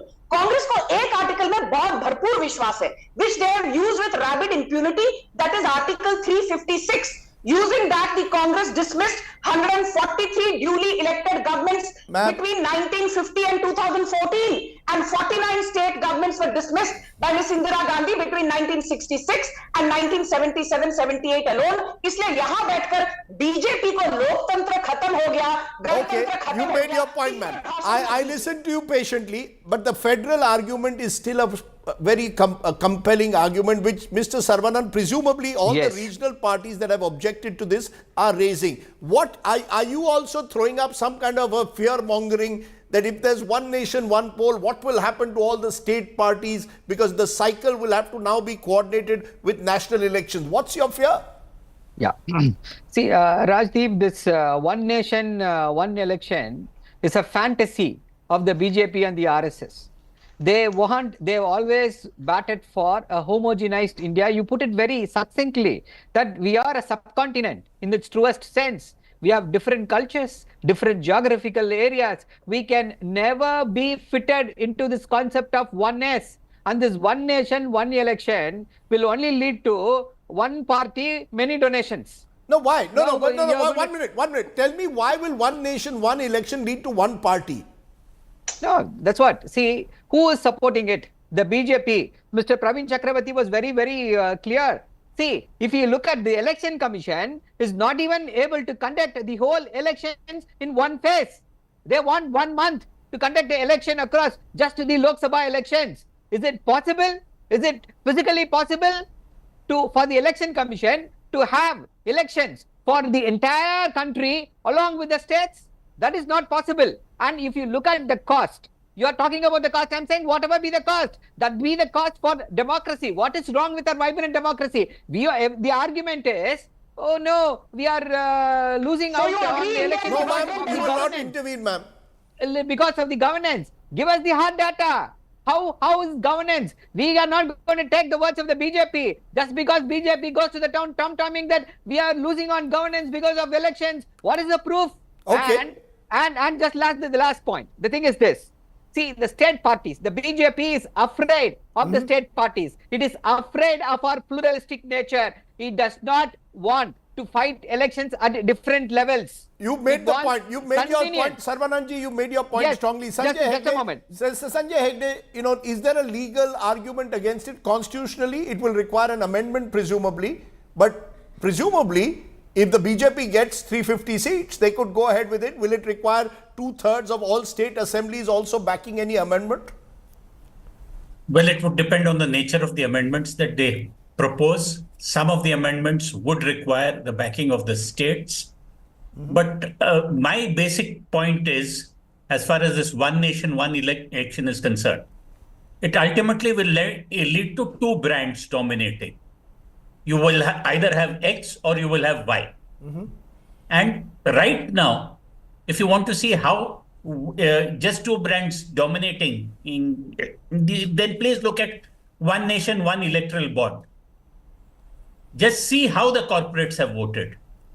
You will have the same kind of thing, that it will only be two parties which will have money. There will not be representation for the local brands, as it were, for each region. And when regions feel deprived, when regions feel that Delhi does not listen, that Delhi is too far away, then you are more likely to have vociferous tendencies. There was a time when Tamil Nadu thought that Delhi was not listening to it on the language issue, way back in the 60s. And it was only after the Chinese invasion that the DMK then said that we are one with this country.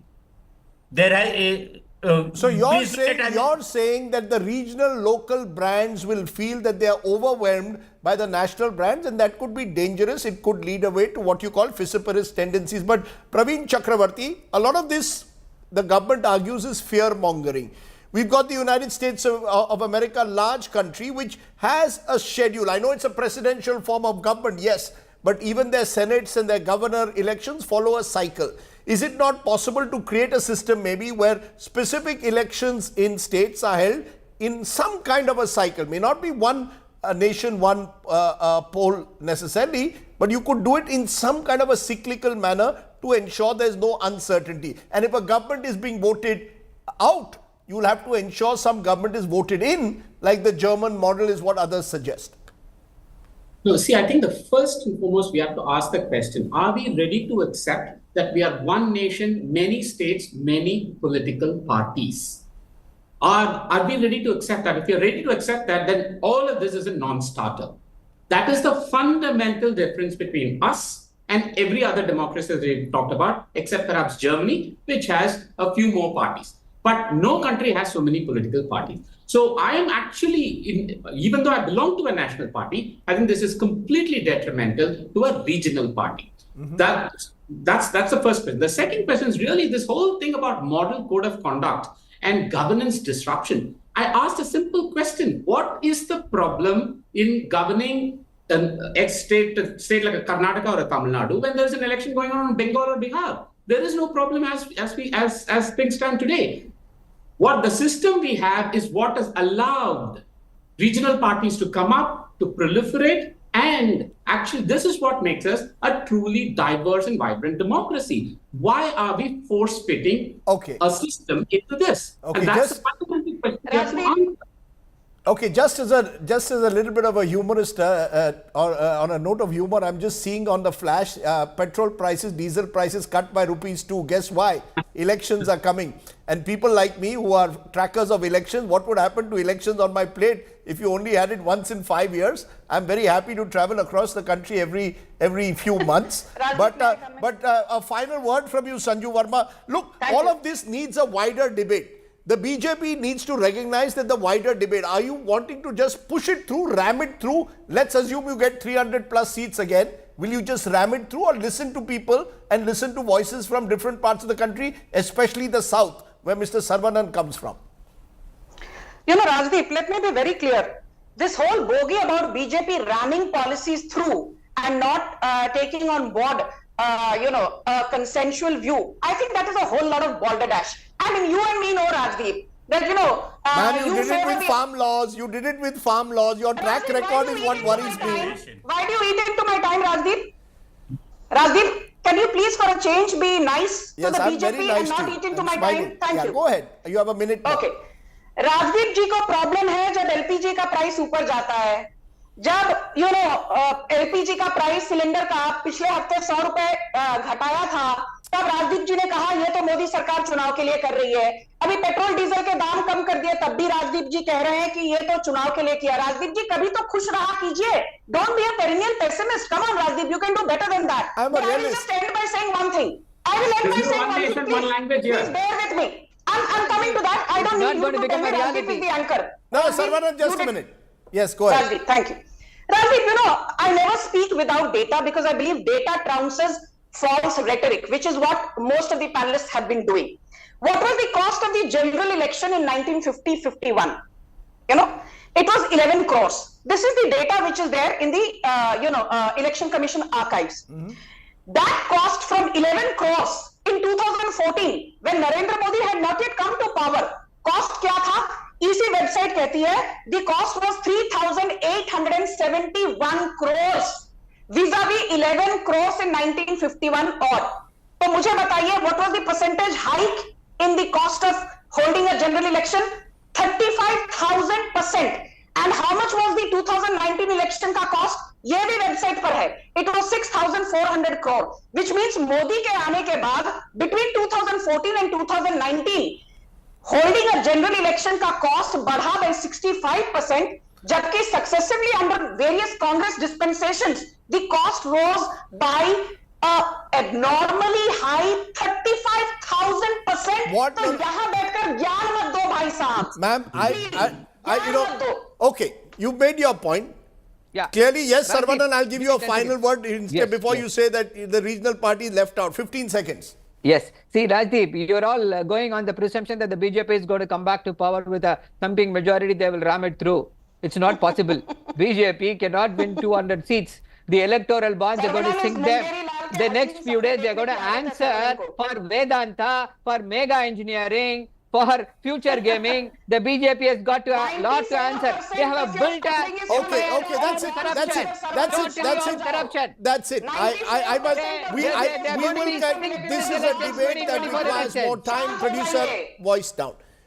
We've been trying to ensure news without noise. I appreciate some of the facts that all of you have provided, and I really do hope that the country has a wider debate. Sanjay, I'm run out of time, but we will come on another day and discuss this in greater detail sooner rather than later. I appreciate my guest joining us because I want to turn to a guest of mine who's waiting for me in minus 17 degrees temperature. It's late night in Ladakh, where the stalemate between the Ladakh leaders and the center continues. No end as yet to the massive protests that are taking place there as the residents continue to demand statehood for Ladakh. Amidst this, the prominent innovator and activist Sonam Wangchuk is on a 21-day hunger strike unto death. Wangchuk has now demanded that the whole nation join his protest on the 17th of March. I spoke a short while ago to Sonam Wangchuk. Listen in. And joining me now from Leh City, Ladakh is a special guest, Sonam Wangchuk, Ladakh icon, climate activist, innovator and education reformist joins us. Sonam, appreciate your joining us. I trust it's bitterly cold even now there where you are, but you're on the 7th day of what you're calling a climate fast.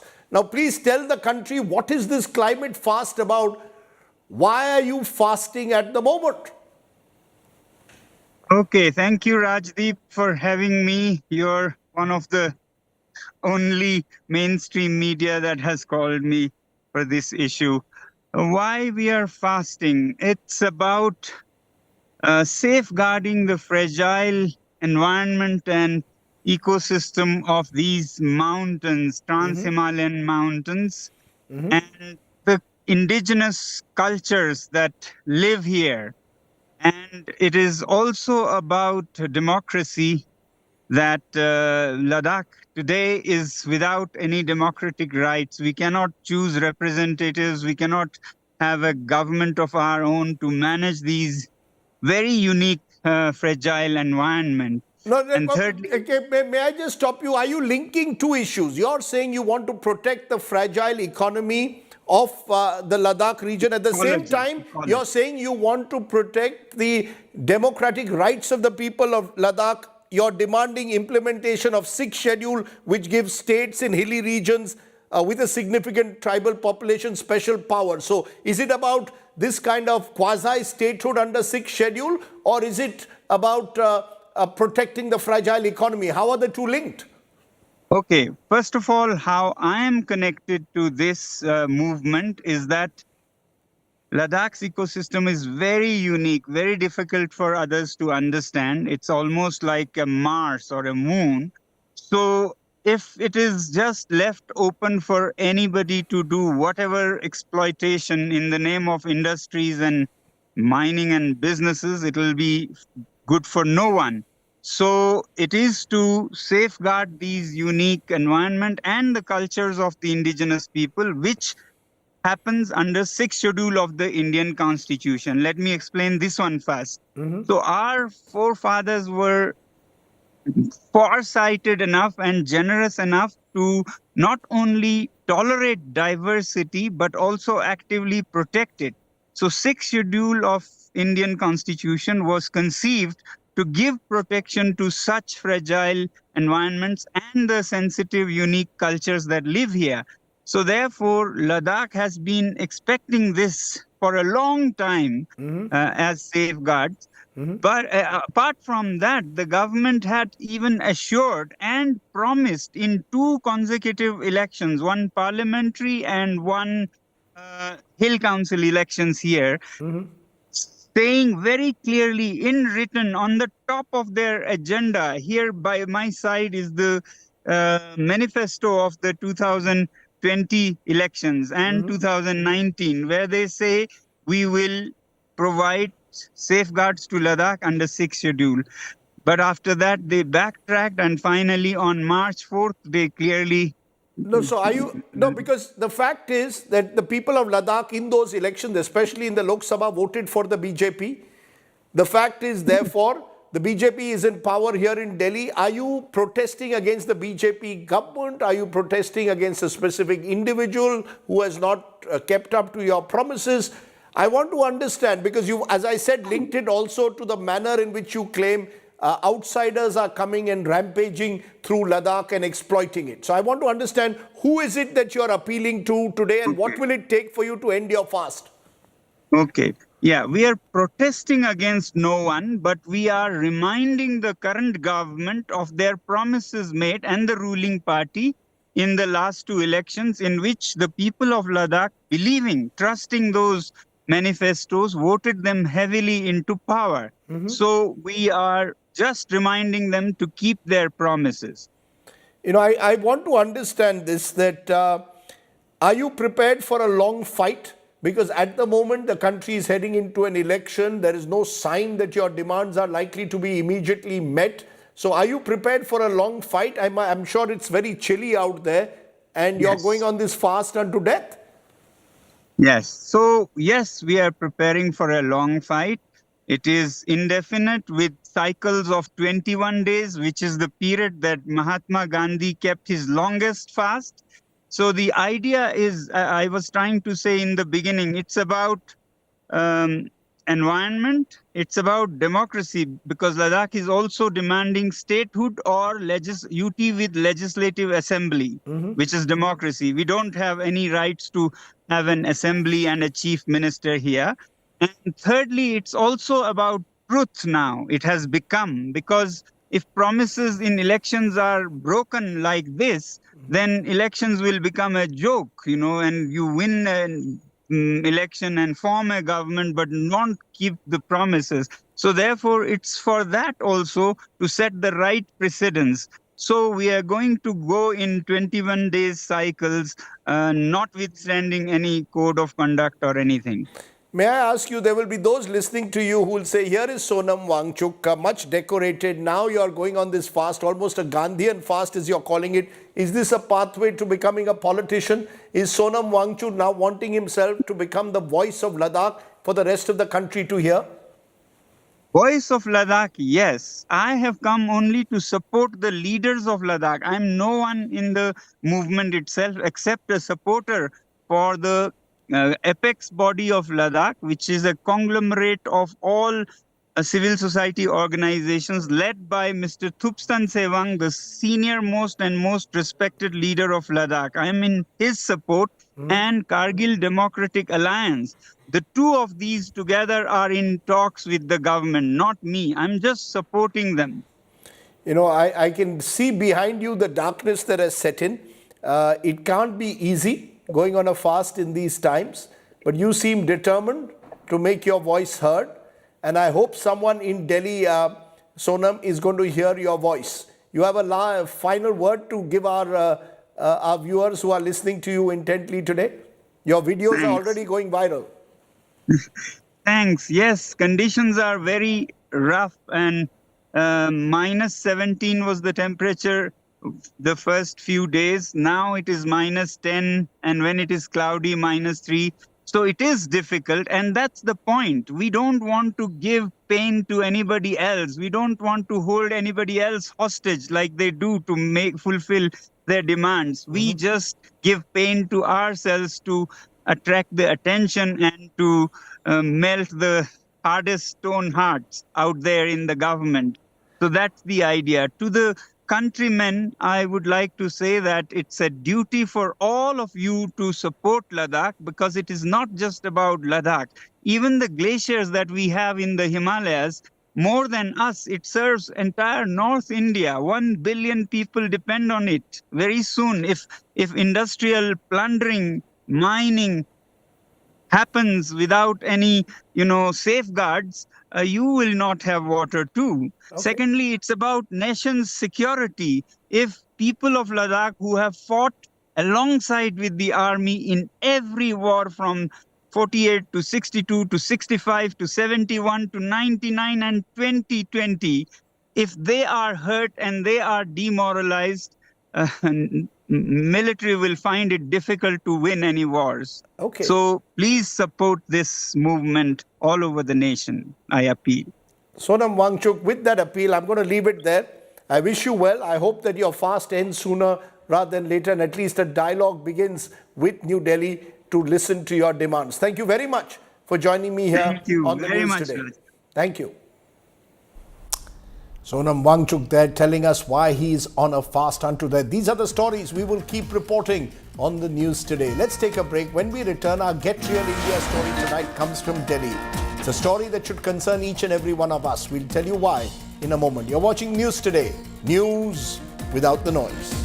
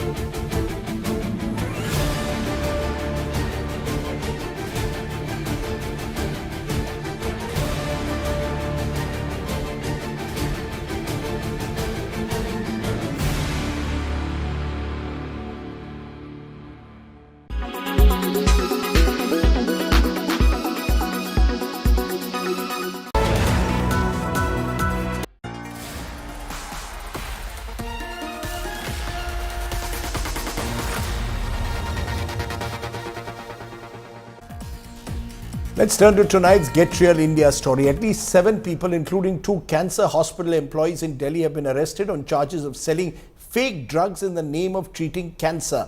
The racket was busted in Delhi's Moti Nagar area, from where these fake drugs worth rupees 4 crores were also seized. The danger is, of course, this could be the tip of the iceberg. Take a look at tonight's Get Real India story.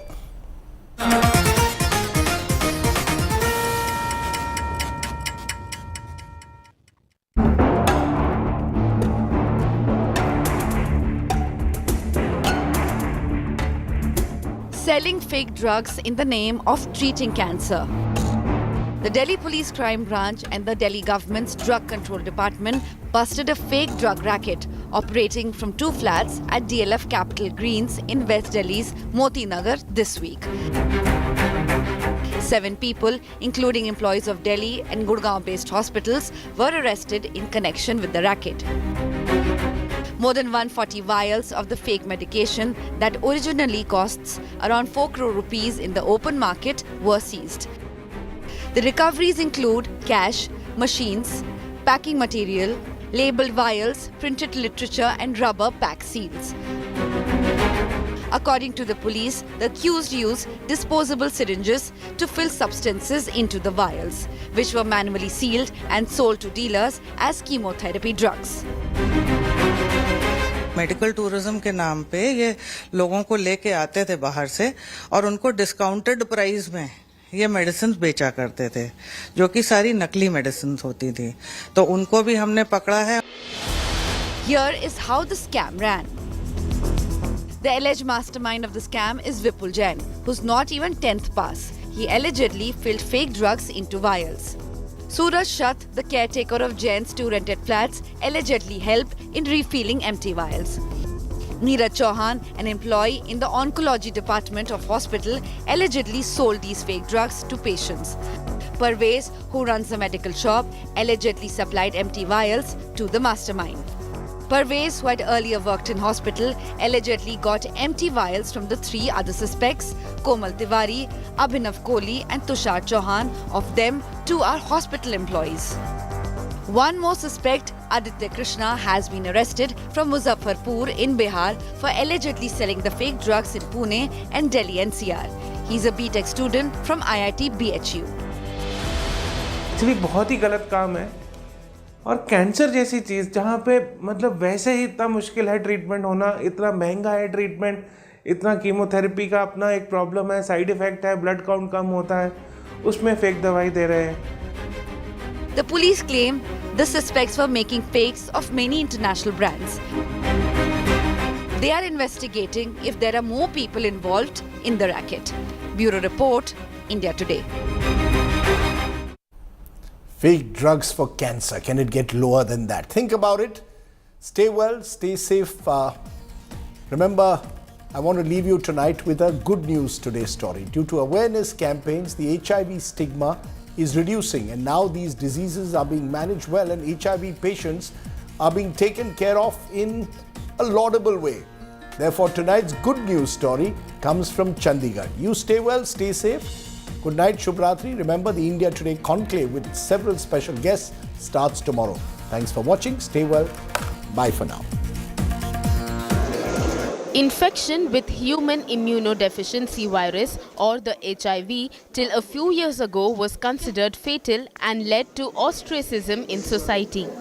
Now, thanks to medical science and social awareness, HIV infections, while still not curable, are managed better and do not evoke the same fear. What is heartening is that in more and more cases, the virus is not transferred to the newly born babies from infected mothers.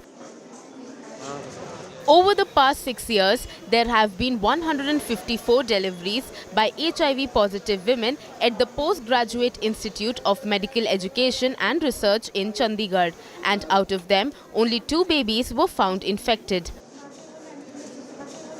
Positive couple जो है वो दोनों अपने आप में बिल्कुल सही हैं और अब एसिम्प्टोमेटिक हैं और उनके जो आगे बच्चे हुए हैं वो भी नेगेटिव हैं और जो 2 फीमेल्स थी जिन्होंने की एडवांस मतलब प्रेगनेंसी में आई थी और एक जिसने दवाई नहीं खाई थी उन बच्चों का स्टेटस ठीक नहीं आया.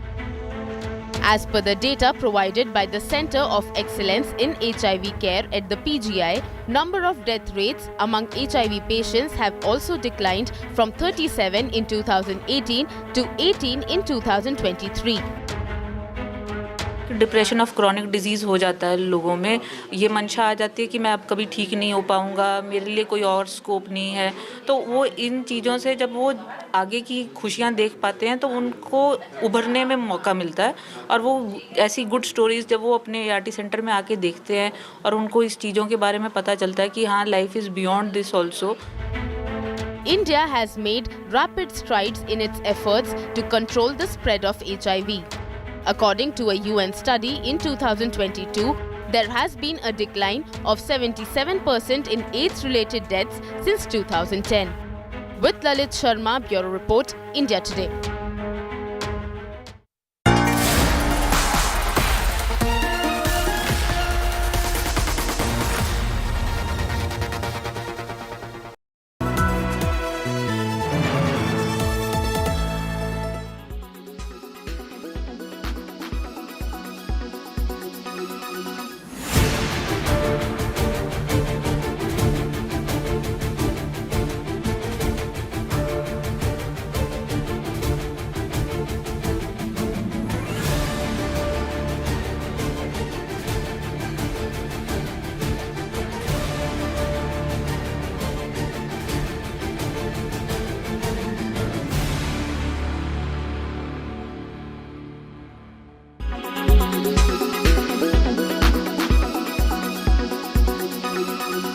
Make your media plan smarter with India Today Live TV on your connected devices.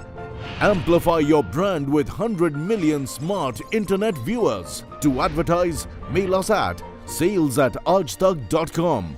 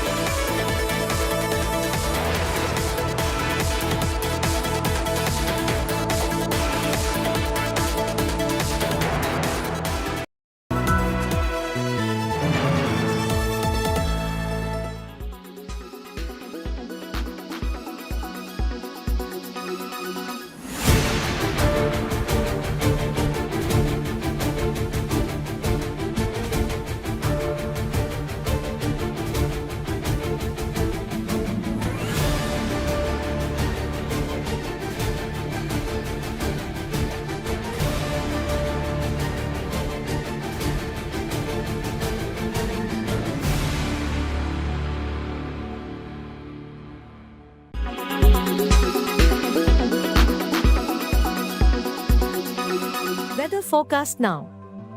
Delhi, maximum 32 and minimum 17 degrees. Mumbai, maximum 28 and minimum 24 degrees. Kolkata, maximum 37 and minimum 24 degrees. Bangalore, maximum 34 and minimum 23 degrees. Chennai, maximum 32 and minimum 25 degrees. Hyderabad, maximum 37 and minimum 24 degrees.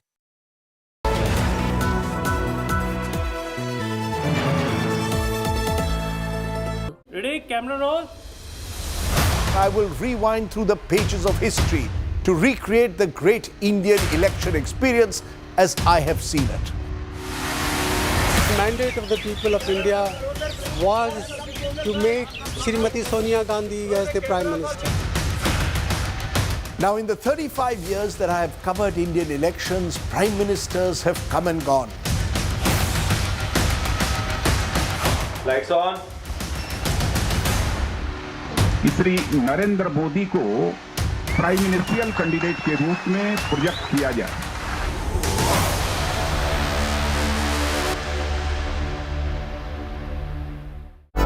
HDFC life sir उठा के जियो। Bank of Baroda हमेशा आपके लिए।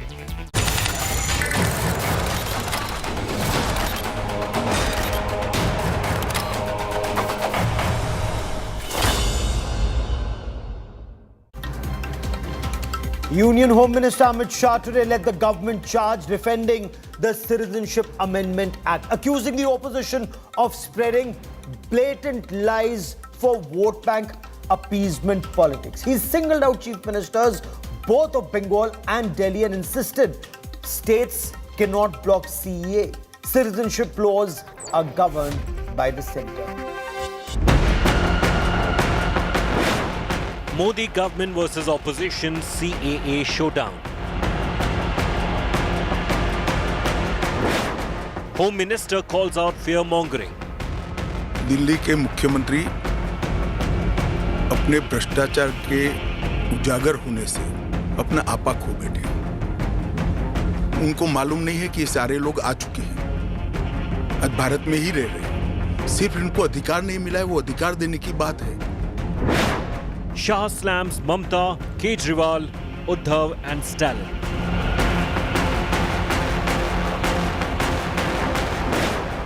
Says states can't block CAA. संसद ने नागरिकता के बारे में कानून बनाने का अधिकार केवल और केवल भारत की संसद को दिया गया है। एक केंद्र का विषय है, केंद्र और राज्यों का साझा विषय नहीं है। Biggest counter to anti-CAA narrative. Union Home Minister Amit Shah today launched a frontal attack on opposition leaders, accusing them of playing vote bank politics and lies on contentious Citizenship Amendment Act. The Home Minister insisted no Indian citizen would lose citizenship with CAA implementation. He accused opposition of fear-mongering for vote bank politics.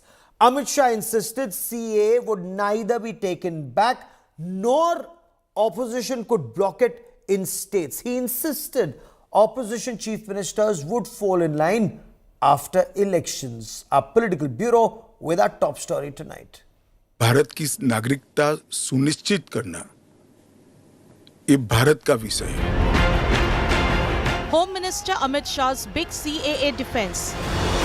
नागरिकता के बारे में कानून बनाने का अधिकार केवल और केवल भारत की संसद को दिया गया है। एक केंद्र का विषय है, केंद्र और राज्यों का साझा विषय नहीं है। And a roaring answer to the opposition parties. Yet again, Shah made it clear that the Citizenship Amendment Act is here to stay. CAA का कानून कभी वापस नहीं जाएगा और भारत की नागरिकता सुनिश्चित करना ये भारत का विषय है, भारत की संप्रभुता का निर्णय है। इसके साथ हम कोई कॉम्प्रोमाइज नहीं कर सकते। Stressing that the CAA is not against Muslims, Home Minister Shah said it gives refuge to minorities facing atrocities by Islamists in Pakistan, Afghanistan and Bangladesh. Shah accused the opposition of spreading politics of lies. Criteria ये बना है कि जिस पर धार्मिक प्रताड़ना होती है इसको देंगे, और अगर वो मुसलमान और भारत के पुराने हिस्से से मुसलमानों पर इसलिए धार्मिक प्रताड़ना नहीं हो सकती कि तीनों देश घोषित इस्लामी स्टेट है। The Home Minister tore into the opposition for targeting CAA. Delhi के मुख्यमंत्री अपने भ्रष्टाचार के उजागर होने से अपना आपा खो बैठे हैं। 2014 तक जो आ गए इनको नागरिकता देनी है और इतनी ही चिंता है तो वो क्यों बांग्लादेशी घुसपैठियों की बात नहीं करते हैं, रोहिंग्यास का विरोध क्यों नहीं करते हैं? क्योंकि वो वोट बैंक की पॉलिटिक्स कर रहे हैं। बांग्लादेश से जो बंगाली हिंदू आए हैं इनको नागरिकता देने के लिए एक कानून है। ममता जी को मैं खुली चुनौती देता हूं, इस कानून की धारा में से किसी की नागरिकता छीनने की एक धारा वो बता दे सार्वजनिक रूप से। वो खौफ पैदा कर रही है, हिंदू और मुसलमानों के बीच में विखवाद कराना चाहती है। But opposition continued to train guns on center, calling CAA a BJP poll gimmick which will only help Pakistanis. पूरा देश मिलके, सारी सरकारें मिलके अपने देश के बच्चों को रोजगार देने में असमर्थ हैं। जो इतनी भारी संख्या में बाहर से आप पाकिस्तान, बांग्लादेश के लोगों को हमारे देश में लाके बसाना चाहते हो, उनको नौकरियां कहां से दोगे? उनके लिए नौकरियां कहां से आएंगी? Mr. Amit Shah's experiment of cheating the people of Bengal, cheating the people of Assam is not going to work. People of Assam and Bengal are going to punish Mr. Amit Shah and the whole BJP party itself, which is hell-bent to divide India on religious lines. Mr. Amit Shah, how long will you continue with this Ghuspetia rhetoric and Ghuspetia politics? Will religion decide who is an infiltrator and who is a refugee? If religion will decide, then who is playing vote bank politics, Mr. Amit Shah? Us or you? The day saw Pakistani Hindu refugees staging protest at residence of Kejriwal. slamming him for terming them rapists and thieves. Pakistan से आए थे, हम 2013 में आए थे। हाँ, तो हमारी इनसे यही एक शिकायत है कि ये हिंदू भाई हो के हमारा विरोध क्या करते हैं। हमने हमारा परिवार छोड़ा, घर छोड़ा, मकान छोड़ा, हमने आए हमारे मुल्क, हमने देश छोड़ा, हम रहना चाहते, हिंदुस्तान में रहना चाहते। The citizenship law is certainly going to be the simmering issue in the run-up to the Lok Sabha elections. Bureau Report, India Today. Joining me on this special broadcast, Shehzad Poonawala is the spokesperson of the BJP. Tehseen Poonawala is an analyst. He'll also give us the opposition Congress perspective. Raghav Avasthi is a lawyer and activist. Syed Asad Abbas joins us as a political analyst. But Tehseen Poonawala, if I could begin with you, sir. Amit Shah accuses the opposition of fear-mongering on CAA. Amit Shah has set the record straight. He said no Muslim should fear CAA, no citizenship is being taken away. The Home Minister on record saying this, sir. Gaurav, at the onset, I want to make it clear to your viewers, via you, that I have challenged CAA in the Honourable Supreme Court of India and I am one of the petitioners in it. I do agree with what the Honourable Home Minister told Smita Prakash ji today, that the CAA does not affect Muslims, it does not take away the citizenship of Muslims, and Muslims have nothing to fear about the CAA. I completely agree with that, and I'm livid that people like Arvind Kejriwal ji or OIC are making this a communal issue. That's ridiculous and stupid. But let me come to why I am opposed to CAA. One, Gaurav, you will bear with me, as the Honourable Home Minister told Smita ji, the cut-off date is 31st December 2014. Now, Gaurav, if you just look at the citizenship rights that the Union government has to give citizens, those refugees who are persecuted in Pakistan and have come to India can anyways get a citizenship next year. The government was not serious about giving them citizenship. If it wanted to expedite it, when 2019 CAA was passed and I challenged it, they should have framed the rules and given them citizenship. They didn't do that. They wasted 5 years, and now the government is also benefiting the BJP with this polarization and this misinformation. Point number two. So what I've challenged is this arbitrary date of 31st December 2014. Secondly, there should be a basis on why citizenship is given to people of certain countries. Afghanistan, Pakistan, Bangladesh makes no sense. Pakistan and Bangladesh were a part of India, but if we have to give persecuted Hindus or other religions from these countries citizenship, why not Myanmar persecuted Rohingya Hindus who have come from Myanmar, which was a part of India and undivided India? Why Afghanistan, which was not a part of undivided India? And if you have to include Afghanistan, then why not today, when Taliban has taken on Afghanistan and people are suffering in Afghanistan? If it's only about Islamic countries, then why not Maldives, which is a maritime neighbor of ours, where Hindus are also persecuted? There you've again brought in the break in the rules out there, and the rules don't align completely. The third and most important point that I want to make, ultimately the Union government has the power to give anyone citizenship, and the Article 6 of the Indian Constitution is specifically specifies after the Nehru-Liaquat Pact, by the way, against which Shyama Prasad Mukherjee resigned and said that this is unacceptable, refugees are coming into India. The Article 6 says the Union government has absolute powers to give any person born in undivided India or born to parents in undivided India citizenship at any given point of time. Why didn't you just use that act and give these 10-15,000 people citizenship? But Shehzad Poonawala, the opposition also says that the government is being too clever by half. They talk about CAA but not about NRC. That the opposition says when you read CAA with NRC, whenever it comes, Muslims will be reduced to being second-class citizens of India, sir. Okay, first of all, Ram Ram, and in the Pawan month of Ramzan, let me start by unpacking what official Congress says, and then let me come to unpacking what unofficial Congress says, because official and unofficial Congress speak in two different languages. First, as far as official Congress says it's anti-Muslim. By the way, this was proposed by Mahatma Gandhi during independence. The official Congress says this is discriminatory. 2003, it was Manmohan Singh who pleaded for such a law. The official Congress says that look at the timing. You had 70 years to do it, but you did not do. You kept sitting pretty. Even though in UPA era, the similar law was brought for 2 years. And now I come to the unofficial Congress and their version.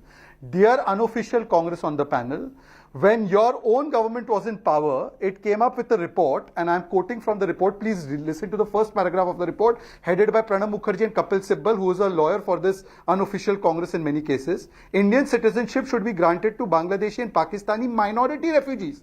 National ID cards should also be given to them. This is official Congress I'm telling this to unofficial Congress. At that time, wasn't it discriminatory to the other sections you're talking about? By the way, to unofficial Congress, official Congress in 1990 had an arrangement only for Tamilians from Sri Lanka. Was it discriminatory to other countries in the neighborhood of India? Official Congress during the 1950s had a special arrangement for the Nepalis. Was it discriminatory towards other nations? By the way, this is an arrangement not at the cost of anybody, but a special preference which has been given during Indiraji's tenure and during Nehruji's tenure, as is allowed under the Citizenship Act for limited period for a limited purpose of religious persecution. But unofficial Congress will sit here and talk about sectarian discrimination or other kinds of discrimination and try to stir the pot with religious discrimination, which is happening specifically in 3 countries which have an Islamist declared agenda since their inception, unlike Maldives, which has become an Islamist republic from 2008 onwards. By the way, in 2008, official Congress was in power and they didn't feel the need of including this provision even while they were implementing the CAA version in a mini way in 2 years or 3 years or 2 years or 3 years in different spurts. So forget official and unofficial Congress. Let's come to the Aam Aadmi Party, which official and unofficial Congress both are panning. And Syed Asad Abbas, just today we were speaking to Bhavani Devi. She was protesting outside Arvind Kejriwal's residence just this morning. She's a Hindu refugee from Sindh in Pakistan. She's neither a rapist nor a robber. She's lived like a slave, like a second-class citizen in Pakistan. Finally, she ran away. She's living in India. If she has an opportunity to restart her life, for her children to have a better future, is opposition in our country denying Hindu refugees a life with dignity in India? Bhavani Devi हो या शीला देवी हो या कोई भी हो, हर एक को, हर सबको बिल्कुल हक है हिंदुस्तान जैसे पावन धरती पे रहने का. Now coming straight to Shehzad. Shehzad speaks of official and unofficial. Respected sir, you won't have had all this conversation or this confusion had you only read the official constitution of India enshrined in the principle which speaks of secularism. How is it, sir? How does a religion become a card or a test or a participle for you to give citizenship to anybody in the country? Very selectively, you choose Afghanistan, Pakistan, Bangladesh, but you very conveniently leave out our Tamil brothers who are being persecuted in Sri Lanka. You leave out our Rohingya Hindu brothers in Myanmar. I ask you, sir, I ask you that question. And very selectively, you use 2014 as the year. But what after 2014, what happens to them? Why is your law, rules, amendments so selective on the front? Raghav, Avasthi, the question that's repeatedly being raised, we're a secular country. Why make laws with religion as basis? Why leave, for example, persecuted Muslims out of this law to get citizenship in India? That's the question the opposition is asking. Gaurav, I'm really glad that this question is being asked. So as far as secularism is concerned, there is absolutely no question that it is part and parcel of the basic structure of our constitution. Having said that, the constitution under Article 14 does permit classification if it is based on an intelligible differentia, and then that intelligible differentia has to have a rational nexus with the object of the legislation. The object of the legislation in the present case is to make certain take certain ameliorative steps for Hindus, for minorities in these 3 neighboring countries, that is Pakistan, Bangladesh and Afghanistan. So if, as long as there is an intelligible differentia, which is that there are minorities in these countries that are avowed Islamic states, and there is a rational nexus, then this law will pass the scrutiny of the test that has been prescribed under Article 14. Okay. Now, if we actually look at the percentage of the minorities in all of these countries, it has gone down for the last 75 years. That is an empirically verifiable fact. Nobody can deny it. That is the first thing. The second thing is that even if there is somebody who's a Muslim from these countries who wants to come to India, like Adnan Sami wants to come to India, then the normal procedure would be applicable to him or her. Just like the normal procedure would be applicable to a Hindu and a Muslim, who both of them who might want to come from Pakistan to India after 2014. So we have to also distinguish between 2 concepts here. One is refuge and the other is citizenship. Opposition chief ministers are being accused, Tehseen Poonawala, of vote bank politics. Neither Delhi Chief Minister Arvind Kejriwal or Bengal Chief Minister spoke up against illegal Bangladeshi infiltrators or Rohingyas, is the point that the BJP raises, but they're up in arms against Hindus seeking citizenship in India. This is blatant Muslim appeasement vote bank politics of the opposition, Tehseen Poonawalla, is the point BJP makes. Thank you, Gaurav. And that itself shows how despicable that argument is and how terrible it is. Often the opposition is accused of not respecting the institutions of India. Often. By that same logic, will we now accuse the most honorable Home Minister of India of not respecting the border security force and saying the border security force is corrupt to allow people to come in? Are we now going to disrespect the Election Commission of India and the Election Commission of various states, saying that they are giving them election cards to vote? If they are getting election cards to vote, if they are being allowed into our borders, if they are looking for economic opportunities and getting citizenship and not religiously persecuted refugees, then what is the BSF doing? What is the Union Home Minister doing, to whom BSF reports? What is the Election Commission of India doing? And by the way, I challenged Aadhaar in Supreme Court. I won that case. The government is on affidavit saying Aadhaar is not proof of citizenship. So what is the Honorable Home Minister speaking? Now let me make a second very substantive point. The BJP spokesperson is right that India made an exception for Tamilians, for Uganda and for Nepalese. He's absolutely right. None of those exceptions were based on religion. None of it. They were religion neutral. Because the Home Minister is correct, India and the Union government has absolute constitutional powers to give citizenship. But constitutional powers cannot be ultra vires of the basic structure of our constitution. That's the point. And Raghav, thank you for the suggestion you make. I'm going to hook you up in the night and I'm going to give you a call after my television debates. Thank you so much. Okay, Shehzad Poonawalla wants to come in. Shehzad Poonawalla wants to come in. Go on, sir. Yeah.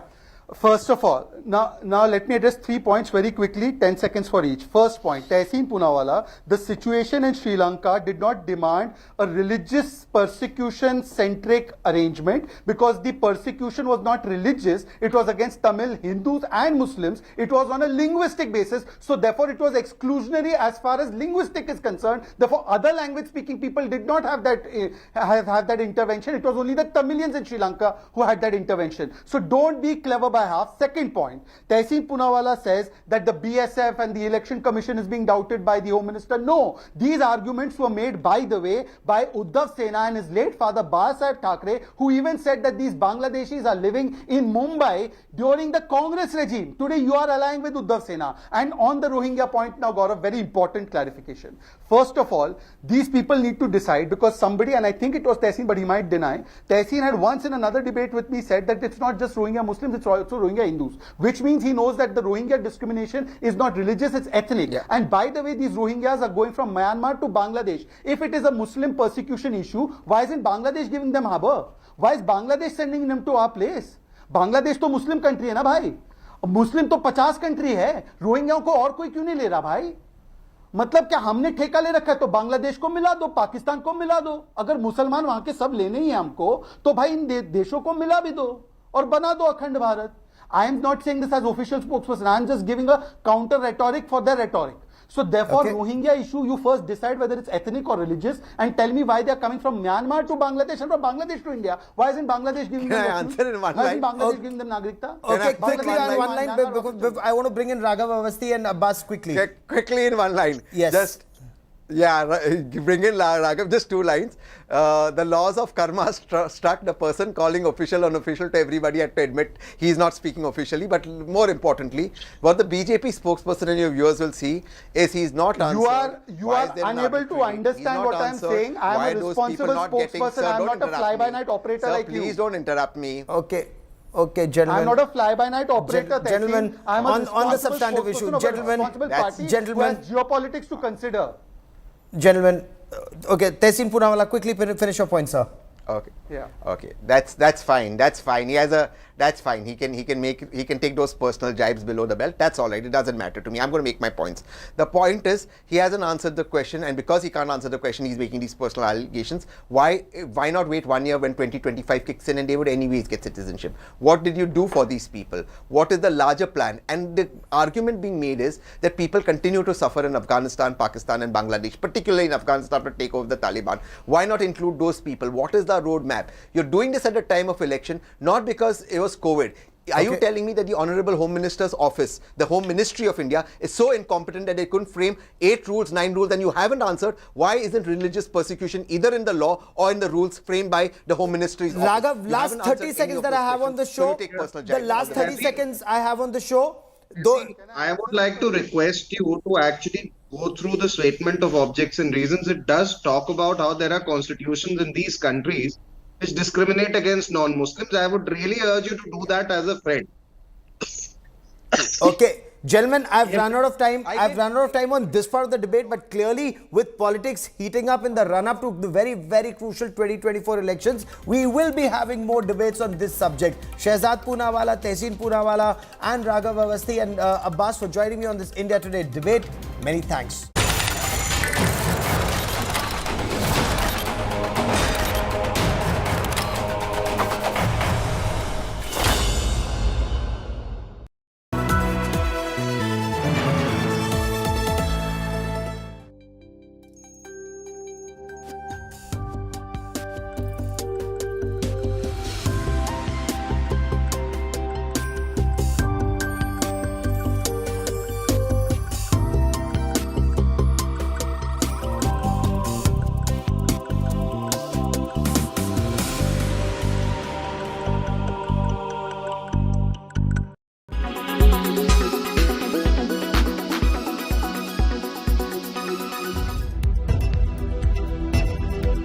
Manohar Lal Khattar, Trivendra Singh Rawat,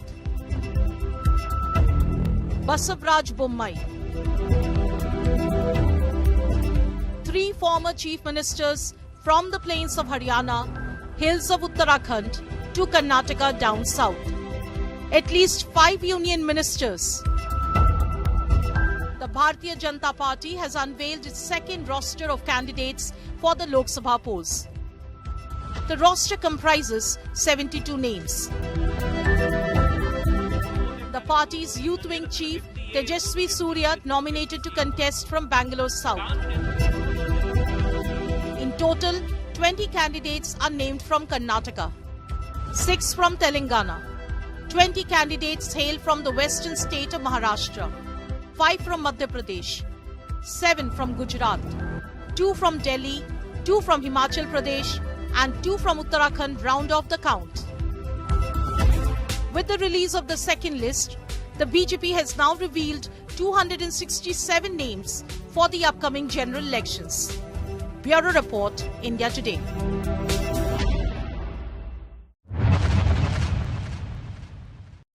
हर गरीब महिला को सीधे bank account में हिंदुस्तान की सरकार साल के 1 लाख रुपए देगी. The Congress rounds off its series of Nyaya guarantees with its biggest election pledge. The principal opposition party has made 5 promises to women.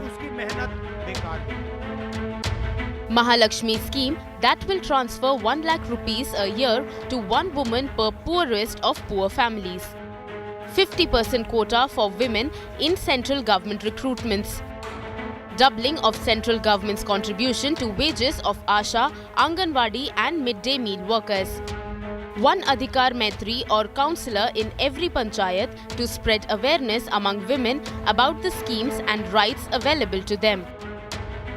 And ensure there is at least 1 hostel for working women in every district. These will be named after 19th century social reformer and educationalist Savitribai Phule.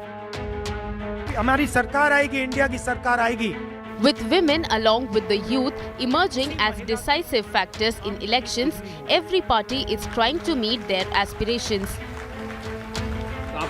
Prime Minister Narendra Modi in his Independence Day speech last year had launched the Lakpati Didi scheme that aims to make women from villages Lakpatis. The initiative aims to train women in self-help groups so that they can start micro-enterprises. The drive's objective is to help rural women earn income of at least 1 lakh rupees per annum per household. Modi's guarantees versus Congress Nyaya guarantees. Guarantee has become the buzzword for Mission 2024. Bureau Report, India Today. Delhi के मुख्यमंत्री अपने भ्रष्टाचार के उजागर होने से अपना आपा खो बैठे हैं। उनको मालूम नहीं है कि ये सारे लोग आ चुके हैं, आज भारत में ही रह रहे हैं, सिर्फ इनको अधिकार नहीं मिला है, वो अधिकार देने की बात है। 2014 तक जो आ गए इनको नागरिकता देनी है, और इतनी ही चिंता है तो वो क्यों बांग्लादेशी घुसपैठियों की बात नहीं करते हैं, रोहिंग्यास का विरोध क्यों नहीं करते हैं? क्योंकि वो वोट बैंक की पॉलिटिक्स कर रहे हैं, और बांग्लादेशी नौकरी का अधिकार नहीं मार रहे हैं क्या? रोहिंग्यास नहीं मार रहे हैं? इनके लिए तो आप कभी नहीं बोले भाई। सिर्फ जो हिंदू शरणार्थी आए हैं, जो बौद्ध शरणार्थी आए, जो जैन, पारसी और क्रिश्चियन शरणार्थी, इसी का विरोध कर रहे हैं। अब मैं आता हूं आसाम का मोरीगांव का प्लांट। टाटा का इस प्लांट में एटीएम से जो चिप्स बनेंगी, वो चिप्स सबसे बड़ा फोकस उसमें रहेगा इलेक्ट्रिक व्हीकल्स और automobile sector. America, Europe, Japan, Bharat, इन सब में जितने इलेक्ट्रिक व्हीकल्स बनेंगे, जिस तरह की ऑटोमोबाइल बनेगी, उन सब में वो चिप्स जाएंगी। मोबाइल सेक्टर, जितने मोबाइल फोन्स बनेंगे उसमें वो चिप्स जाएंगे। सर्वर्स, पावर से रिलेटेड, पावर मैनेजमेंट से रिलेटेड, यानी जैसे यूपीएस होता है वो पावर मैनेजमेंट करता है, राइट? तो किसी भी कंप्यूटर के अंदर या किसी भी मोबाइल के अंदर या किसी भी लैपटॉप के अंदर या किसी भी ऑटोमोबाइल के अंदर पावर मैनेजमेंट अपने आप में सबसे बड़ा डिफिकल्ट चीज होता है। तो आसाम का जो किसी सर्वर के अंदर सब में पावर मैनेजमेंट बहुत इंपॉर्टेंट होता है। जो आसाम का जो प्लांट है उसमें बनने वाली चिप्स बहुत एक वाइड रेंज ऑफ इंडस्ट्री, लेकिन उसमें फोकस पावर मैनेजमेंट वाली चिप्स रहेगा। और एक और इम्पोर्टेंट पॉइंट है, असम में जो टेक्नोलॉजी उपयोग में आएगी वो टेक्नोलॉजी भारत में बनी हुई टेक्नोलॉजी है, भारत में डेवलप हुई टेक्नोलॉजी। आईटी हार्डवेयर के लिए पीएलआई स्कीम्स हो,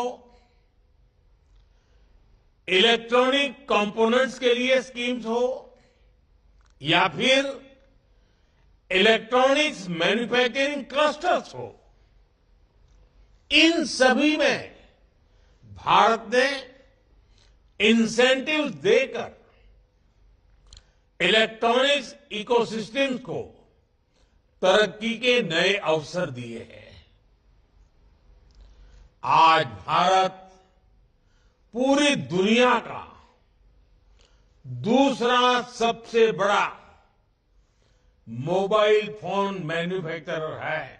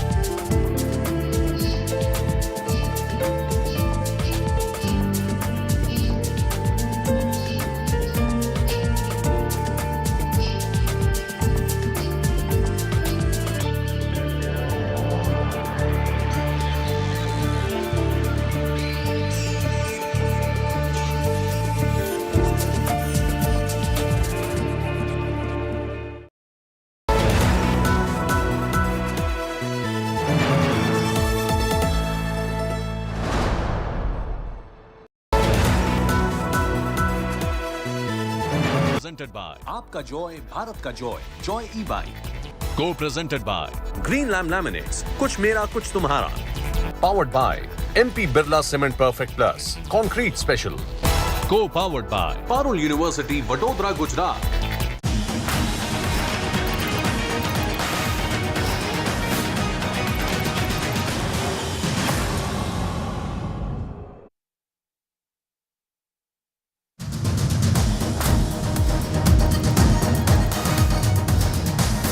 Hello and everyone. Welcome once again to another edition of Elections Unlocked, where we take you into the battle for 2024, decoding all the big election stories of the day. Our top story is coming from the Election Commission, where the appointment of the 2 election commissioners has taken place. They were selected by a committee headed by Prime Minister Narendra Modi. Home Minister Amit Shah was part of it, and the leader of the Congress in the Lok Sabha, Adhir Ranjan Chaudhary.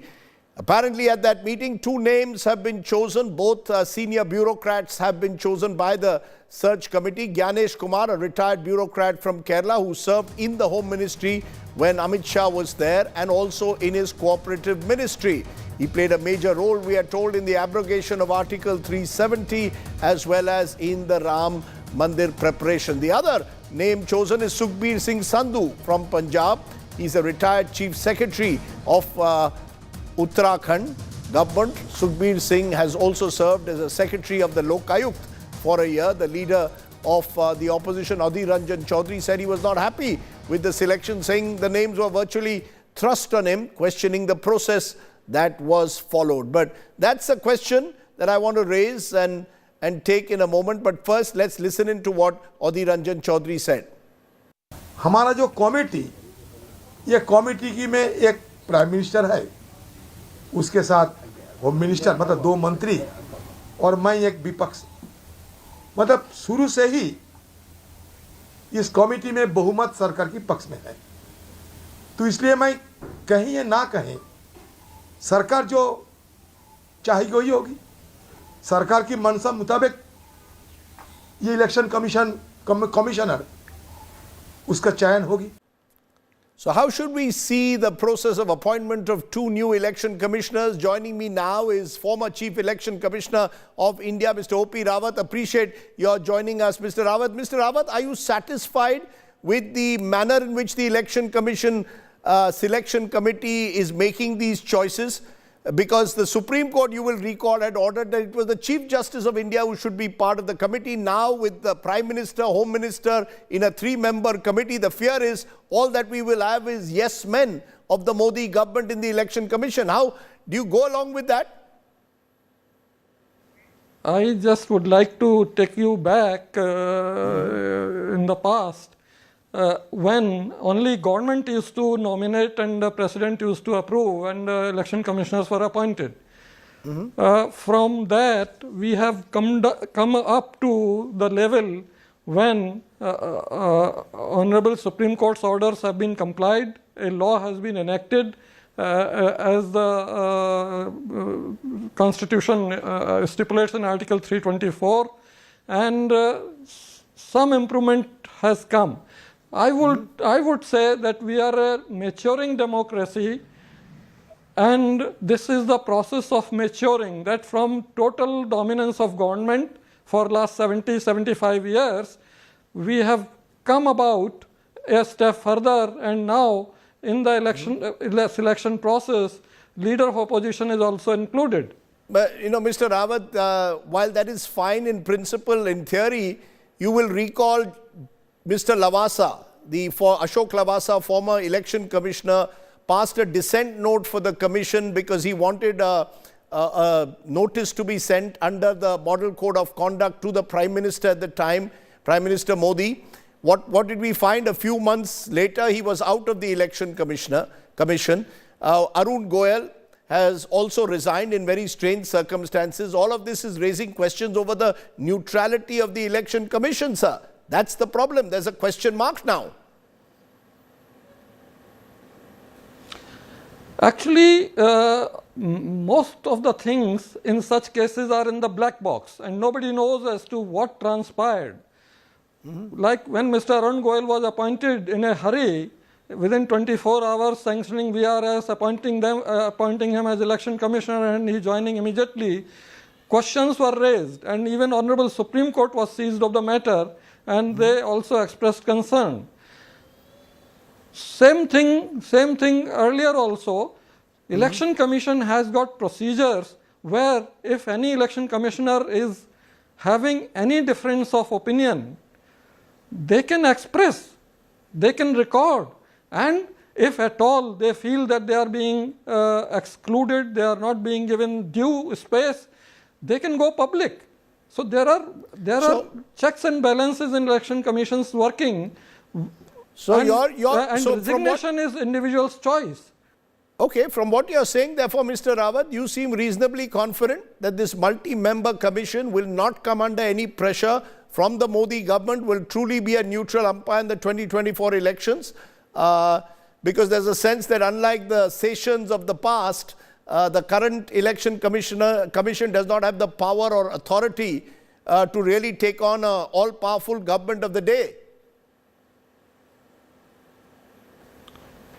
We are a maturing democracy and we must have faith in our systems as they are evolving, they are developing. And I would confirm that our election commission, since the time of Mr. Sukumar Sen in 1950, we have always been delivering, and Honorable Supreme Court observed in 2017 ruling that although the Parliament has not enacted a law as is stipulated in Article 324, all the CECs and ECs so far have delivered free, fair and credible elections every time. Now that satisfaction of Honorable Supreme Court is enough to justify. Well, let's hope, Mr. Rawat, that the optimism you're showing that the country must show greater faith in the Election Commission is justified when the Election Commission takes over the code of conduct in a few days from now. I appreciate you joining us here, though, on this day when 2 more election commissioners have been appointed. Now, that's as far as the Election Commission is concerned. Prime Minister Modi, well, he is really on the road. He's now all set to go on a mega campaign blitz yet again in the southern states. This is his 5th visit across these states since the start of the year. Starting tomorrow, 15th of March, he will be in a southern blitz over 5 days, which will kick off from Kanyakumari in Tamil Nadu. On the same day, the Prime Minister will also visit the Patnamthitta Sabrimala temple in Kerala, Malkajgiri in Telangana. Every single day in the next 5 days, the Prime Minister will cover 2 to 3 districts across these southern states. And in most of these campaigns, the Prime Minister will be embarking on road shows as well. Okay, in this mega southern sojourn, what stands out is the Prime Minister's particular focus on 2 states, Tamil Nadu and Kerala, where he's already made multiple visits in the last couple of months.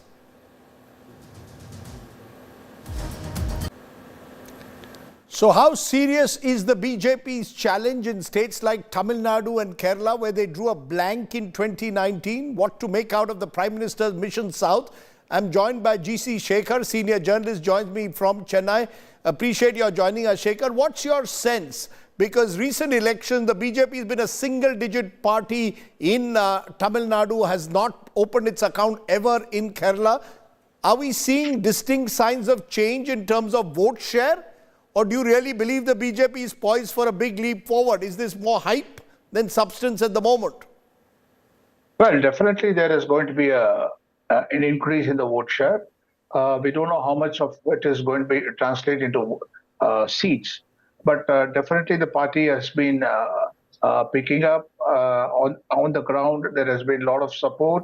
And one reason is, of course, Modi's outreach. He's been the overall face of the BJP in Tamil Nadu. But more importantly, more specifically, the BJP has finally found itself a local leader who is making an impact in Annamalai. I think Annamalai has definitely made a difference to the BJP's campaign in Tamil Nadu in this election. Even if they don't win seats, I'm sure that he will take it beyond 10%. That is my reading.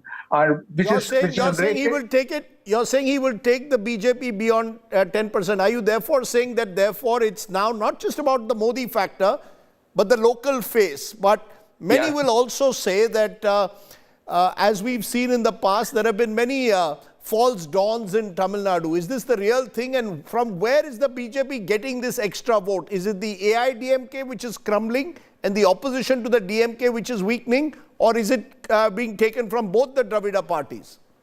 I wouldn't say from the DMK. I don't think so. Tamil Nadu's vote has always been divided into two pies. One is DMK and another is anti-DMK. The anti-DMK votes used to go to ADMK regularly in the past. As long as Jayalalitha was there, even those who were inclined to vote for BJP voted for ADMK because she was more capable of winning elections than the BJP. In fact, BJP was at a time even ridiculed as slower than Nota. So that has changed because the party has got 4 MLAs in the assembly. Of course, it happened in 2021 in the company of ADMK.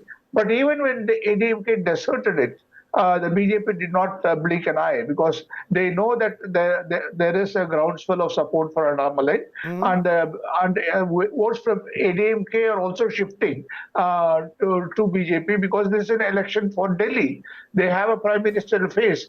What could ADMK ask the voters? Right. How will it reach out to voters, and who will it be its prime minister to face? At least what is the attraction of Annamalai according to you? Why is Annamalai such an attractive figure at the moment? First one thing is that he is a son of the soil, dark skinned like say Rajnikant, and then he belongs to the OBC. He is a great communicator. He speaks very well in Tamil and English, and he is able to communicate the Modi government's plans and projects very, very effectively to the voters. And he took no other leader has travelled all across the 234 assembly seats in Tamil Nadu. Annamalai was the first one to do it with his Enmakkal Yatra, and there was